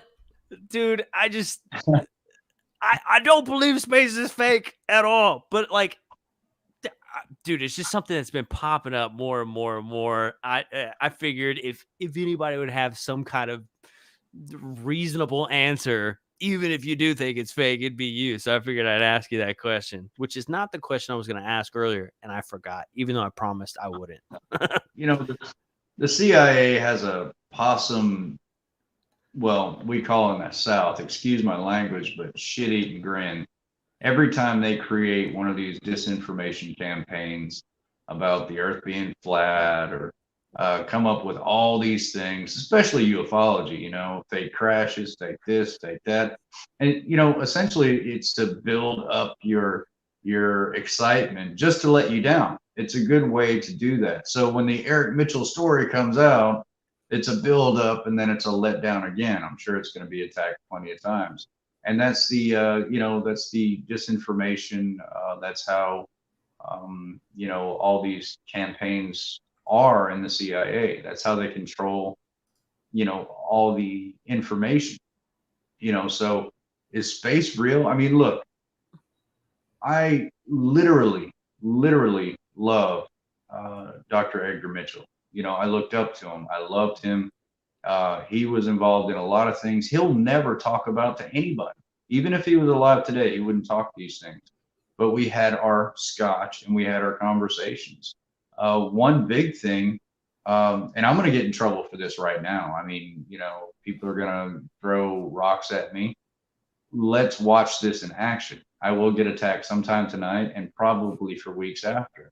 He told me about sitting in a vehicle with Admiral Wilson, okay, Department of Foreign Technologies, the #1 man in the United States that's supposed to know about UFOs, did not know about UFOs. Okay, there was a scribe in the back seat, and Stephen Greer was there for about 20 minutes. He was hungry and went and got a hamburger. Eric Davis was the I love scribe, right? hamburgers, dude. Wasn't he? Huh? It's in the Wilson document, right? Eric Davis, he's the one that took the notes, or was he? Right. Okay, so that came out, right? Yeah, yeah. Well, if So that anybody's came out. curious, you can look up the Wilson documents. And Eric Davis has also kind of been in the fluff lately, you know, as being the one who quoted that we have craft not of this planet, which Right. could, I mean, you know, we're all just, I mean, we're all speculating here, right? But you know, that's one of those like CIA things, or like, you know, those high level dudes, you know, maybe scientists who you're talking about, like theoretical physics working group or the aviary, whatever you want to call them, right? Like these are people that are. But I'm not involved with that. speculating here. You know, me and Dr. Edgar Mitchell, we got smashed, and we would have deep conversations he couldn't have with anybody else. I couldn't have with anybody else. So we kind of, you know, grafted to each other for that one outlet in life where we can, you know, have that conversation. And, you know, he did talk about that. And years, you know, 2 years after he passed away, here's ufology. I don't pay attention to ufology. I'd rather look at botany, symbiotic circles, philosophy, you know, all these things that make sense in the world. What is existence and what drives them? You know, let's, you know, look at genetics. Let's look at neurological patterns. Let's look at real, you know, these things. But ufology seems to be caught under an umbrella of entertainment denial, crush, new entertainment denial, crush, over and over and over again until it builds a bunch of cynical people that doesn't even care anymore. And it's working. It's working very, very well. But, you know, he and I we had some brief conversations about that.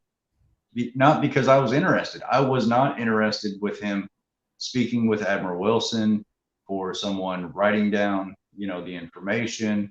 I don't care about that conversation.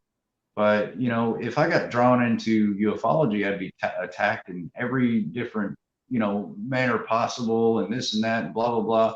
And it's like a hungry hippo of just trying to feed off of this negativity.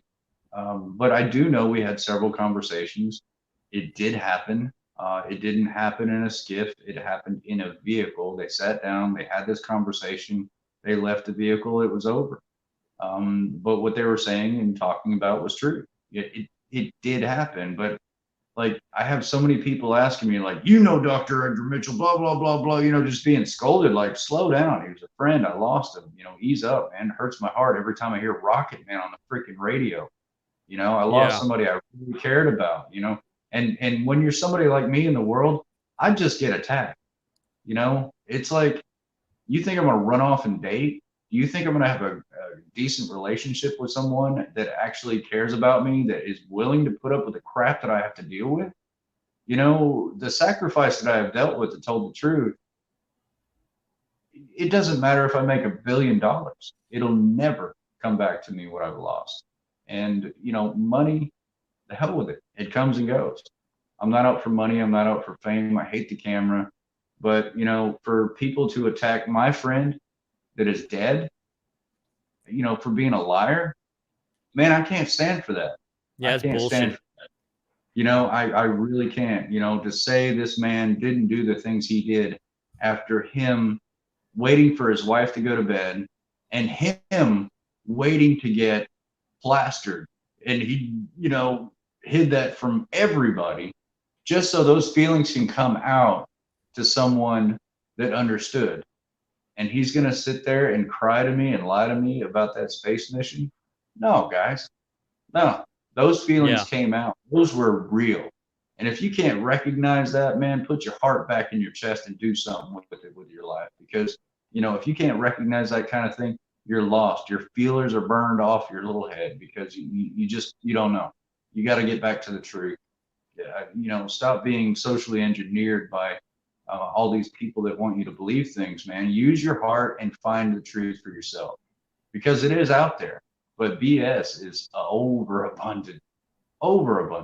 And man, I just get sick of it, man. I really do. Yeah, I bet, man. He's an American hero. He's a decent man. He never asked for any of that, man. Right. He didn't. Right. But is space real? Is space real? Let's leave Dr. Mitchell out of this. Everything. No, wait, no. I'm gonna keep going. Everything in the universe, everything that's confined on Earth, confined in the galaxy we live in, and even further away, operates on two systems, on and off.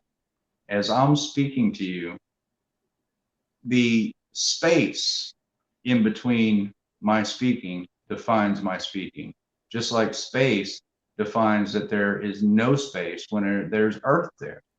So they define each other. We have a solid object defined by space itself. We have solid words defined by space itself. Look at botany, look at quantum physics, look at every science that you've ever seen or ever known, and you're going to see the same phenomena in there. You can see the golden ratio, you can see the number sequencing. It always imposes a space on and off systems. So, it's not just even being in space, it's discovering the confines of existence itself that tells you there has to be space in between all these things. It's how the universe works. It's a beautiful answer. It's a beautiful answer, dude. Look at my brain on screen. I'm kind of an insider, bro. I have looked at your brain on screen. Yeah, I have. Oh, also, sorry about the photos that I sent. I sent Eric, dude. I scared the shit out of Eric. I was sending him the X-ray photos, and I sent him some photos that we were sent by a doctor that were an example of something that were non-related. It was not Eric's skull, and Eric was like, "Holy shit! Do I have a?" Anyway, it wasn't his skull. Sorry for scaring you, dude. My bad, bro. Oh, dude. God. Yeah. That's not something bad about. I mean, no. Hold on a minute. Hold on a minute. Can I just? It was like 30 seconds. I did cover it. My bad, dude. Do you know? Okay, I'm sorry. Do you know what 30 seconds of a cardio really feels like? I'm looking at my brain going, I'm a goner. I'm dead. Oh no. That's it. It's over. I'm looking, I'm like, this is my brain. I'm a dead man. And yeah. Thank you. You know what I just thought of is like, earlier when you said like possum grin earlier. That's what I thought of. I'm sorry. I'm so sorry. Oh god. No, wait. Hold on. You can share screen. You can show the artist rendition of the caudate putamen and basal ganglia, can't you? Oh shit! I gotta hack into the mainframe. Hold on.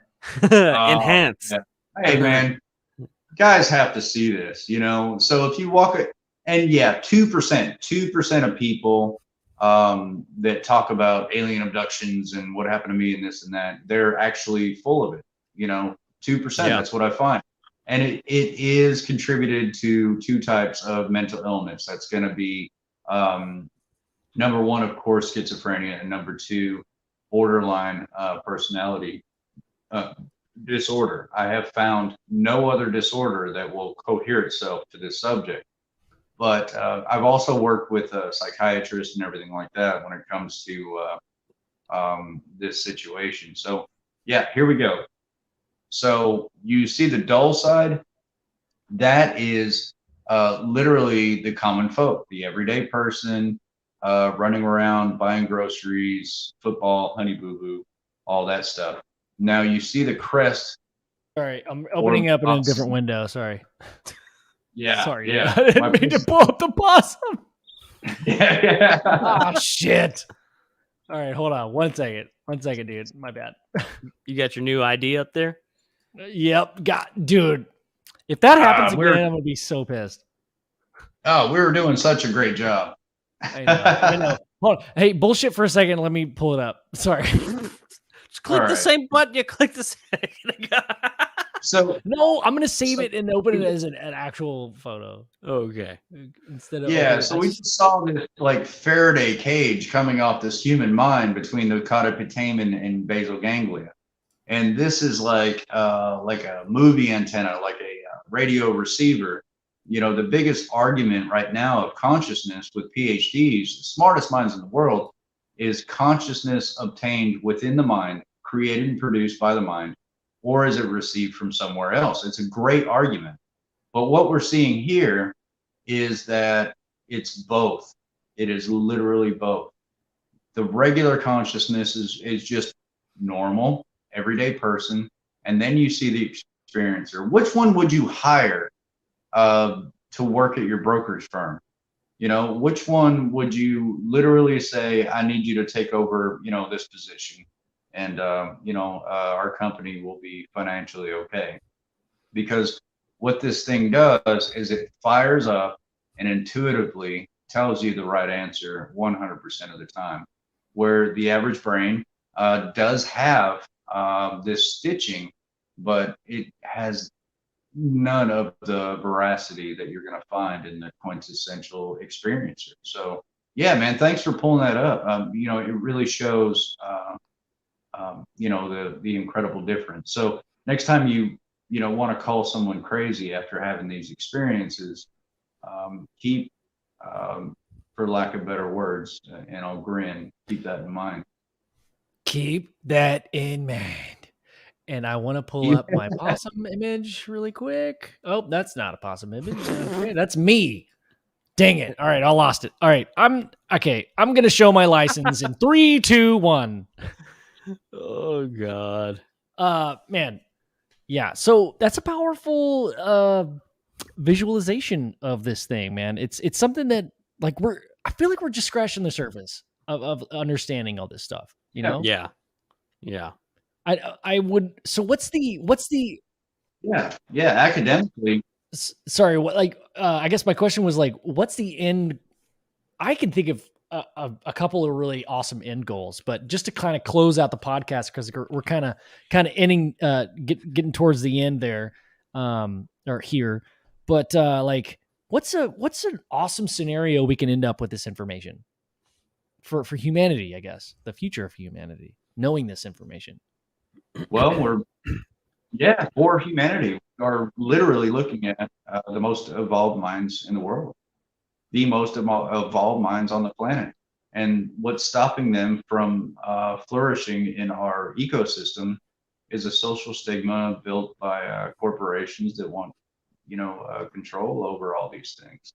So, we can study ants, we can study plants, we can study all these, ecosystems and how they, generate and help each other.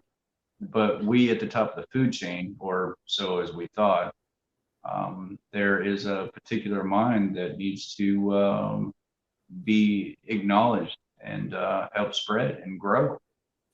Without that, we're not going to survive our own stupidity at all. I mean, who do you want to vote for next election? Nobody. Is it going to be somebody like Nancy Pelosi, or is it going to be someone like Dalai Lama? And, so take your Vote for pick, Dolly but Parton. choose wisely. Yeah, at least you'd have something to look at. She knows how to manage assets. That's for sure.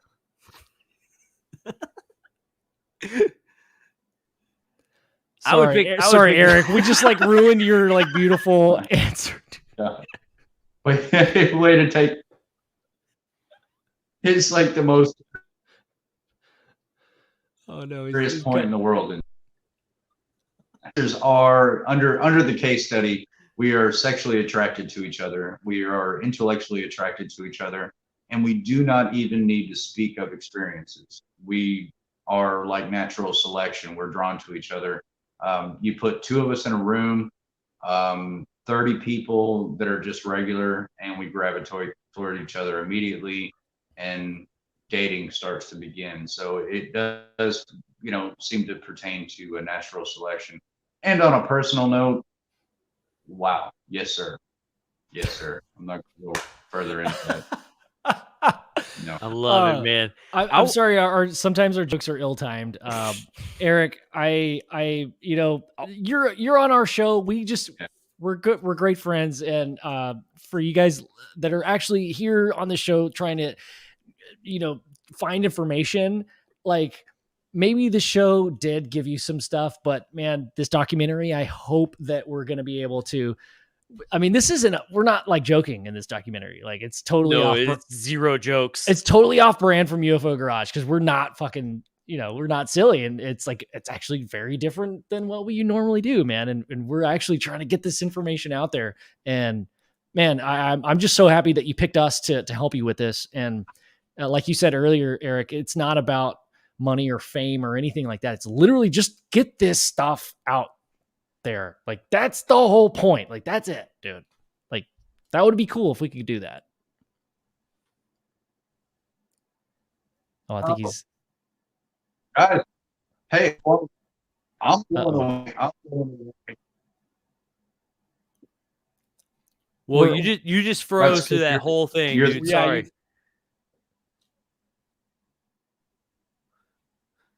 Dang it. We lost you, bud. People, as soon as a new documentary, this is another cookie cutter, blah, blah, blah, yada, yada thing. And it's Oh, we're on a. Yeah. People, the way this works is we're all froze up. Dang it. Okay. So yeah, you just froze up. We're frozen now. There might be a lag. Yeah. What does this happen to the most important parts? I know. It's like the most important part. This is the climax. It always does. It's like getting a blowjob and then she gets up and walks away right before you fucking finish. This is terrible. People so are literally gonna, see a new.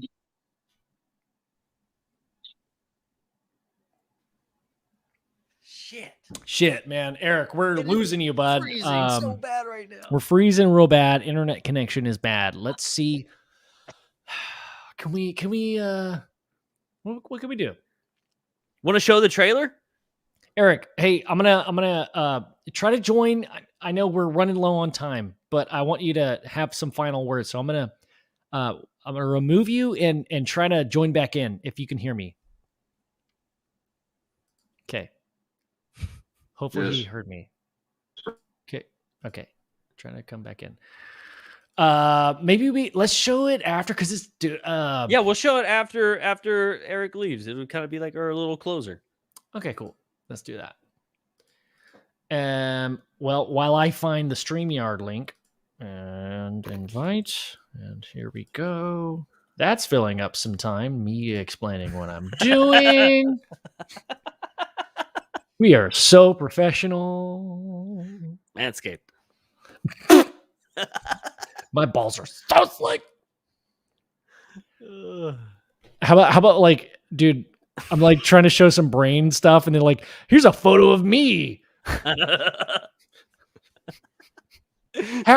that get in there? It's like me naked. It's like oh, oops. It's like you did it on purpose. Douche. Okay. All right. Eric's back in. Okay. Eric.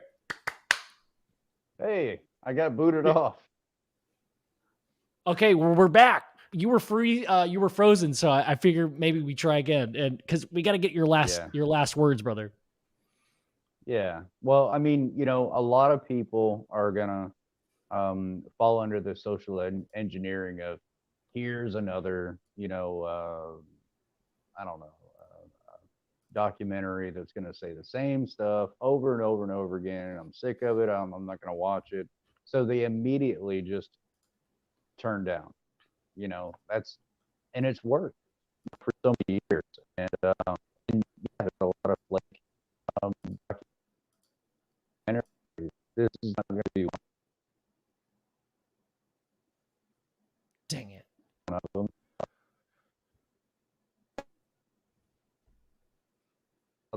hell? We're glitching out, bud. Dang it. You know, We made it so have far. the communication that we should have, but it's going to be full of information that's going to touch a lot of people. Okay, we heard that part. That was awesome. Yeah, There's just like a. Let's see the trailer. Dang it. Okay. Yeah, let's see the trailer. Okay. Yeah. I think we heard the most part. Hey, yeah. Sorry, it was glitching out a little bit. Okay. Well, There he goes. I didn't know. I didn't prepare for this, so let me show you my license. Let me show you my driver's license really quick. We can hear you now. That's good. Yeah. Oh, dude. I don't know what it is, man. Yeah. It's the government. They've been trying to shut us down all night. Every single day. That's that government cheese. Got that government. That government cheese. Government cheese. You're going to cut your food stamps.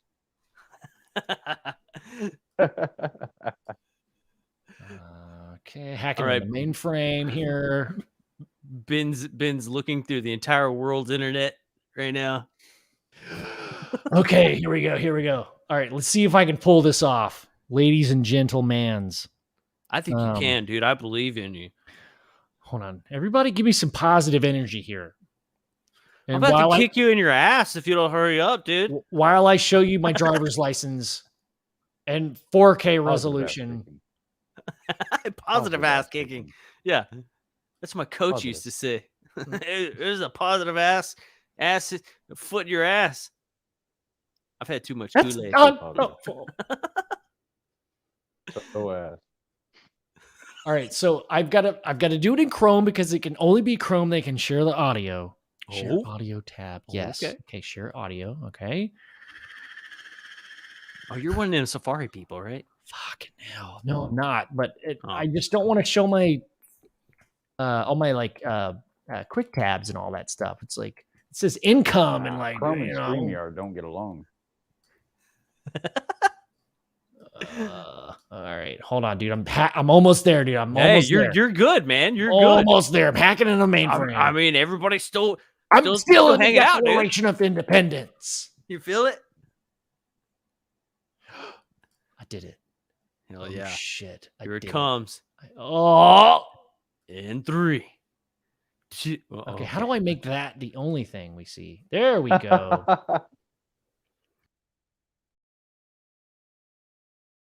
Okay, adding us back in because I can't hear you guys. How do I make that the only thing? There we go, baby. Right. Okay, here it comes. Are you ready?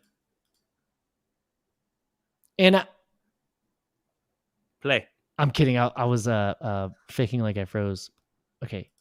That was great. I liked it.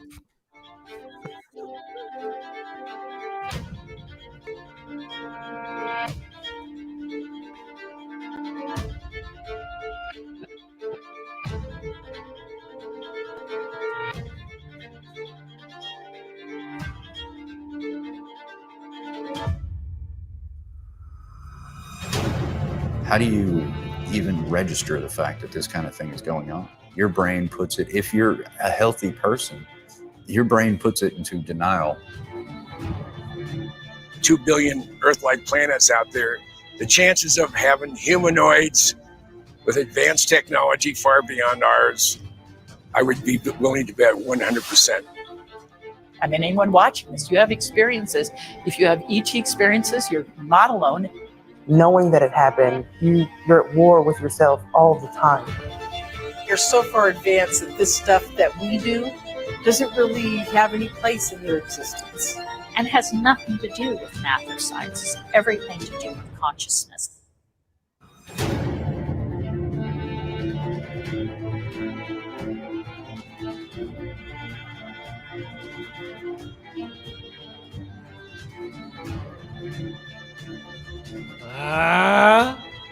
Gives me chills, dude. I love it.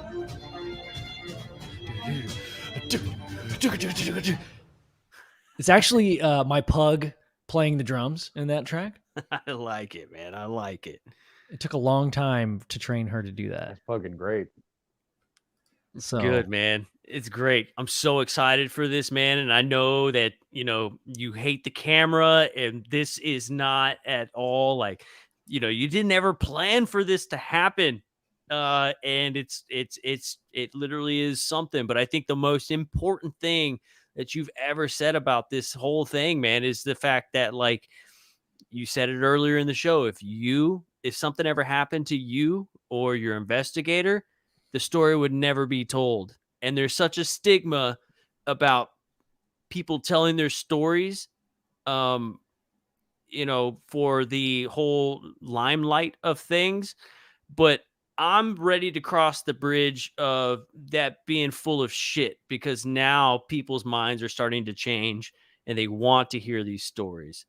And I think that this is such an important step. You know what I'm saying? Like, I think this is going to be a huge step, not just for us, not just for this documentary, but I think in the future, this is a big step for everyone, really paying attention and really soaking this all in and taking it serious now.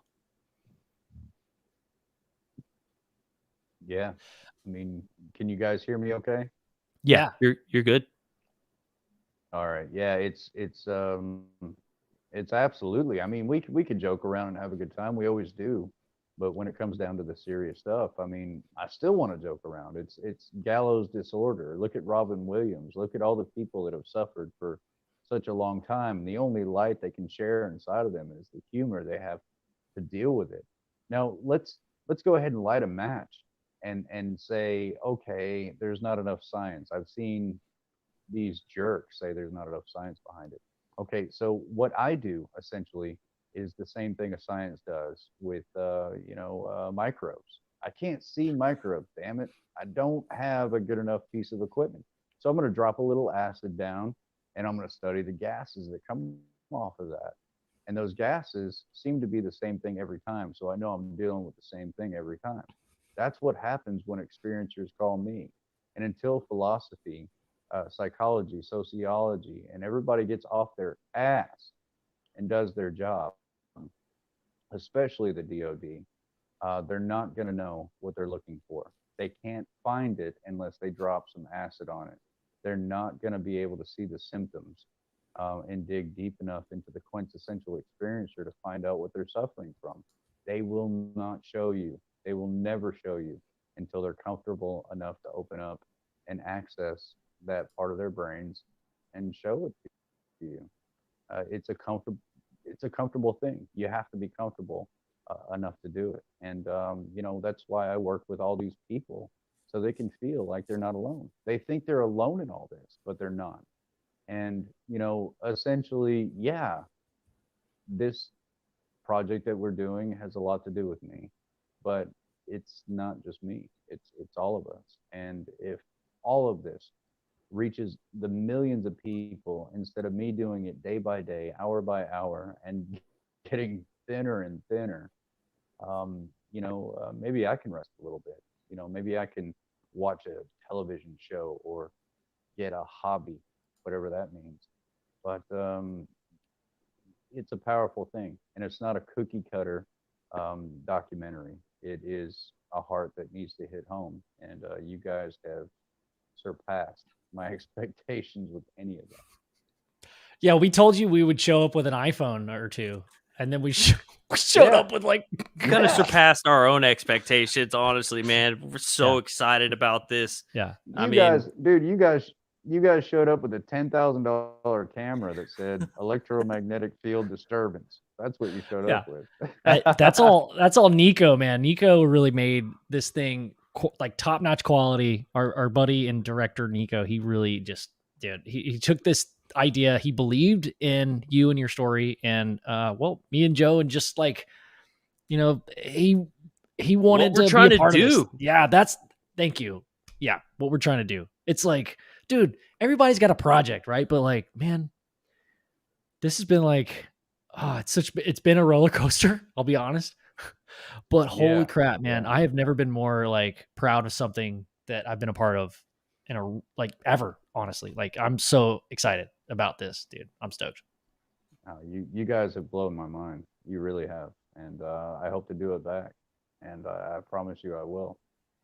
And yeah, man. You know, Nico, that poor guy. You know, he looked at me like 3 times during filming, turned off his camera, and said, "Dude, are you a fucking magnet?" You know, like he couldn't get his equipment to work.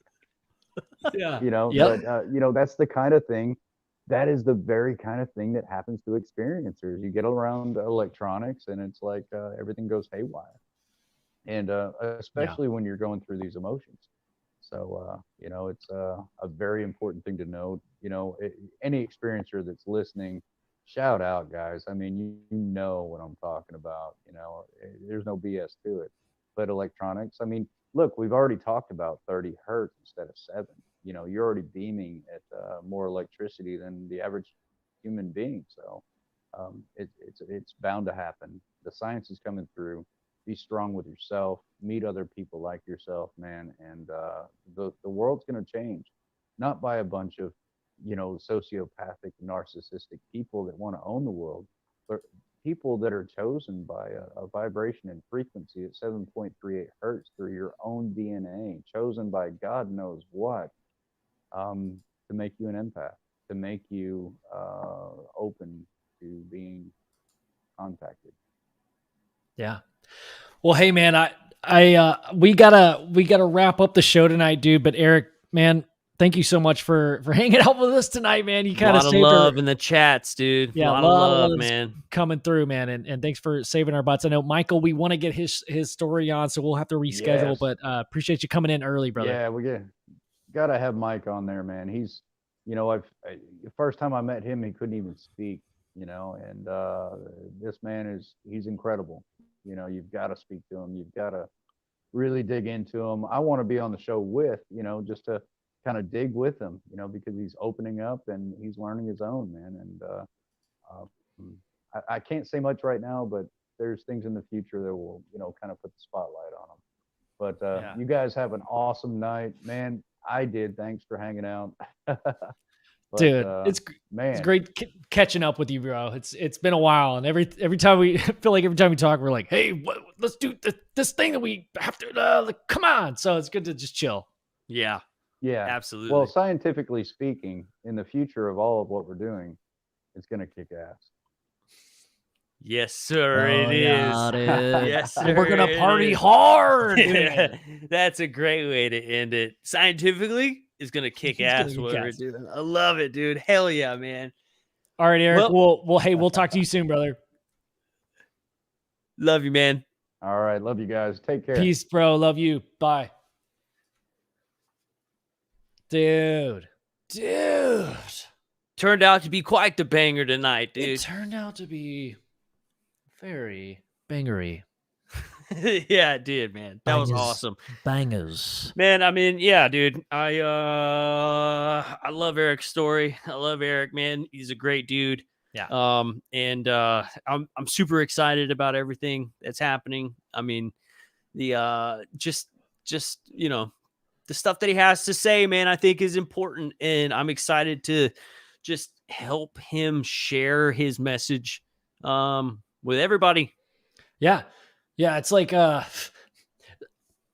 most simplified version is like, dude, everybody has seen some shit. This is what I've come to understand. Like, everybody knows somebody that has seen something. If you haven't seen something personally, you probably just blocked it out, dude. Like, you've seen some shit that you can't explain. You're just like too afraid to tell anybody for like 10 years, and you forgot about it. And then all of a sudden somebody says something that like totally lines up with something that you saw, and then your mind's like, hey, remember that thing you saw that was exactly like that, dude? That's what we're going to go through. I think as this time goes on, as the stigma has been dissolved, and I mean, it's a part of culture now. It's always been a part of culture. It's just always been stigmatized. It's like, Patton says, I noticed in the trailer, Ben and Joe were the only ones with red Solo cups. It's because it was full of acid, dude. We were probably the most drunk people. Yes. Chad Smith, thank you so much for that super chat, bro. Appreciate you, man. Hell yeah. Thank you. Well, Hell bro, yeah. I've got a piece so bad. I'm Me kind too. of starting to dance over here. Me So too. you want to wrap this one up? Let's wrap it up. Hell yeah, dude. All right, dudes. Well, dudes and dudettes, ladies and gentlemen, thank Love y'all you so much guys. for joining us. Love y'all so much. Hell yeah. This has been Another episode of UFO Garage. We've literally never done that way ever. All right, guys. We'll talk to y'all later, man. Good night, everybody. Peace, y'all.